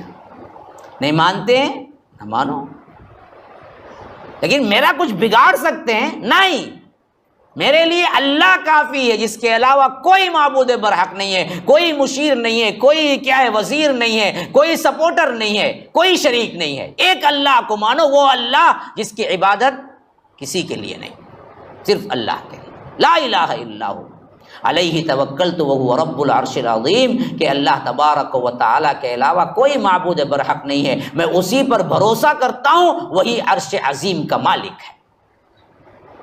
یہاں پر سورہ توبہ ختم ہوتی ہے، اور اگلی جو صورت ہے وہ سورہ یونس 10 نمبر کی صورت. انشاءاللہ کل ہم اس کا مطالعہ کریں گے. دیکھیے ایک بات ذہن میں رکھیے گا، آج تاخرات ہے اور 21ویں رات ہے، اور تاخرات ہو سکتا ہے لیلۃ القدر ہو، اور لیلۃ القدر اگر مل گئی وہ 1000 راتوں سے بہتر ہے. انا انزلناہ فی لیلۃ القدر وما ادراک ما لیلۃ القدر لیلۃ القدر خیر من 1000 شہر. 1000 مہینوں سے، 1000 مہینے کیلکولیٹ کرو، 80 پر 4 سال، 80 پر 3 سال، 4 مہینے اس کی عبادت تمہیں مل جاتی ہے. تو اللہ تبارک و تعالیٰ نے ایک بہترین موقع دیا ہے، اور اللہ کے رسول صلی اللہ علیہ وسلم نے فرمایا کہ 21، 23، 25، 27، 29 میں تلاش کرو. تو یہ تو ہو گئی تاخراتوں. تو اس مجلس کے اعتبار سے آپ نے پوری رات جاگ کر عبادت کریں گے اور ساتھ میں اللہ کے کلام کو سمجھیں گے، تو یوں سمجھو کہ کسی نہ کسی دن میں آپ کو لیلۃ القدر مل ہی جائے گی انشاءاللہ تبارک. تو جس طرح آپ پہلا دن کہہ کے آئے ہیں، یہ پہلا نہ رہے، یہ 9 دن کا یہی مسئلہ، یہی معمول مینٹین کیجیے، کیونکہ بقیہ جو جفت رات ہیں وہ بھی کم نہیں ہیں. اللہ کے رسول صلی اللہ علیہ وسلم نے جو سلوک کیا گھر والوں کے ساتھ، وہ رکھ کے اماں عائشہ فرماتی ہیں کہ ان 10 دنوں میں اللہ کے رسول عبادت کے لیے کمر کس لیتے تھے اور ہم کو اٹھاتے تھے 10 دنوں میں پورے، اور اعتکاف میں بھی رہتے تھے، اور ساتھ میں کیا عبادت کے لیے خصوصی اہتمام کرتے تھے. میں پوچھتا ہوں کہ غیر رمضان میں یا نارمل دنوں میں کیا اللہ کے رسول عبادت کم کرتے تھے؟ جن کا لمحہ لمحہ عبادت تھا پہلے سے، لیکن وہ خود عبادت کی اہمیت بتانے کے لیے اللہ کے رسول خصوصی اہتمام کریں اور ازواج مطہرات کو خصوصی طور پر اٹھائیں اور انہیں بتائیں کہ رات میں جاگو اور تہجد پڑھو، قرآن سیکھو، اللہ تبارک و تعالیٰ کا قرب تلاش کرو. تو ہم جیسے سیاہ کار ناہنجار کتنا کرنا چاہیے، کتنا آگے بڑھنا چاہیے. تو یاد رکھیے ان 10 دنوں میں جو شیڈول آپ کا ہے، یہاں پر 10 بجے عشاء، پھر اس کے بعد 1 تک دورہ ترجمہ قرآن، پھر اس کے بعد تہجد، یہ چیز آپ مینٹین کریں. 10 دنوں کے لیے اپنے کام، اپنے آفیسرس، اپنی جاب وغیرہ جو بھی ہے وہ ہٹا کے رکھیں، کیونکہ پتہ نہیں کس کی آخری گھڑی ہے یا کس کا یہ آخری رمضان ہے. کتنے لوگ تھے گزشتہ رمضان میں آج ہمارے ساتھ نہیں ہیں، اور کتنے لوگ ہو سکتے ہیں جن کا یہ آخری رمضان ہو، اگلا رمضان ان کے نصیب میں نہیں ہے. تو یاد رکھو ہمیشہ عقل مند وہی ہے جو ہمیشہ جو مل گیا وقت اسی کو وہ آخری سمجھا اور اس اعتبار سے اسے اپنے طور پر عمل کے اعتبار سے بہترین بنانے کی کوشش کیا. اللہ ہمیں سمجھ کی توفیق عطا فرمائے. ھذا وباللہ التوفیق وصلی اللہ وسلم علی نبینا محمد. اسأل اللہ لی ولکم ولسائر المسلمین من کل ذنب فاستغفروه انه هو الغفور الرحیم. والسلام علیکم ورحمۃ اللہ وبرکاتہ. سبحانک اللہم وبحمدک اشہد ان لا الہ الا انت استغفرک واتوب الیک. آپ کے لیے وضو کا انتظام